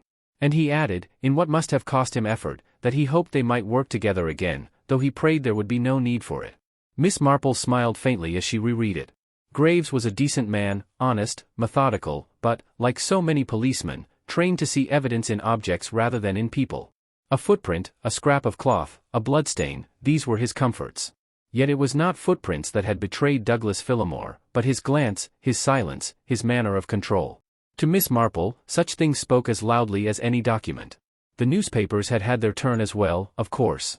Country Gentleman Falls from Grace read one headline. Another cried murder in the hedge of respectability. The London journals, with their taste for sensation, described the story as though it were a Gothic melodrama, with brooding manor houses and midnight confessions. None of them captured what Miss Marple saw so plainly, that the tragedy of St. Hilary's was not extraordinary at all. Ordinary human weakness, she murmured to herself, picking up her knitting again. That is what no one wishes to acknowledge. But it is always there, always at the root. It had been pride in Douglas Phillimore, and fear of disgrace, that turned his hand to violence. It had been greed in Sims, seeking to exploit knowledge for gain. And it had been silence in those around them that allowed the matter to grow unchecked. Pride, fear, greed, silence, ingredients as common as flour and salt in any kitchen. And yet, combined, they had baked a loaf of ruin. A knock came at her door. It was Mrs. Weatherby, brisk and rosy-cheeked, bringing with her a basket of scones. "My dear Jane," she exclaimed, setting the basket on the table, "you've become quite the heroine. Why, I cannot walk to the post without someone stopping me to ask what you'll discover next. I do believe they half expect you to unearth a murderer every fortnight." Miss Marple laughed softly. "That would be most inconvenient, my dear. And very bad for village life." Mrs. Weatherby wagged a finger. "You may jest, but everyone knows you've a gift. And I say it is a blessing to us all. Why, even Inspector Graves, though he looked most out of sorts, admitted as much." Miss Marple poured tea for them both, her manner unassuming. "One only notices, that is all. People are very much alike everywhere, you know. One must only remember the small patterns of human nature." Mrs. Weatherby shivered theatrically. "Patterns that lead to murder. I shan't sleep soundly for a month." But Miss Marple only smiled and asked if she preferred strawberry or raspberry jam. When Mrs. Weatherby had gone, Miss Marple sat again in the quiet of her parlor. The scones remained untouched, though their scent mingled pleasantly with the faint perfume of the roses from the garden. She thought of the villagers of St. Hilary's, returning to their routines, whispering still but finding comfort in the ordinary. How quickly scandal was absorbed into gossip, how swiftly fear became anecdote. Life pressed forward, as it must. Yet beneath the chatter, something had shifted. They had been reminded, in the most brutal way, that evil was not the stranger in the night but the familiar face across the hedge. And Miss Marple, who had seen it before and would see it again, reflected that this was the most unsettling truth of all. Murder was not the intrusion of something foreign. It was the natural flowering of the same impulses that governed everyday quarrels and jealousies. That was why it could happen anywhere, even in the loveliest of villages. She rose and set aside her knitting, moving to the window where the last of the sunlight lay golden across the garden path. She leaned on her stick, her eyes lingering on the hedgerows beyond her gate. The title of the affair, the doorbell that rang at dawn, seemed oddly poetic to her now. It had been no bell of welcome, no bell of new beginnings, but a summons to truth, however painful. That ringing had woken the village not only from sleep but from complacency. It had declared that secrets, however carefully guarded, would not remain buried forever. Miss Marple sighed, a soft sound of both weariness and compassion. "One cannot stop the ringing," she murmured. "One can only listen, and understand." She returned to her chair, took up her knitting once more, and let her needles resume their steady rhythm. The wool slipped smoothly through her fingers, a small, comforting certainty amid the uncertainties of human hearts. Outside, the bells rang again, not ominous now but steady, reassuring, timeless. And so Miss Marple, with her quiet wisdom and gentle ruthlessness, closed her thoughts on the matter of St. Hilary's. The crime was solved, the village would heal, but the lesson remained, that beneath every doorbell, every hedge, every smile, lies the endless mystery of human nature, sometimes cozy, sometimes deadly, always waiting to be observed.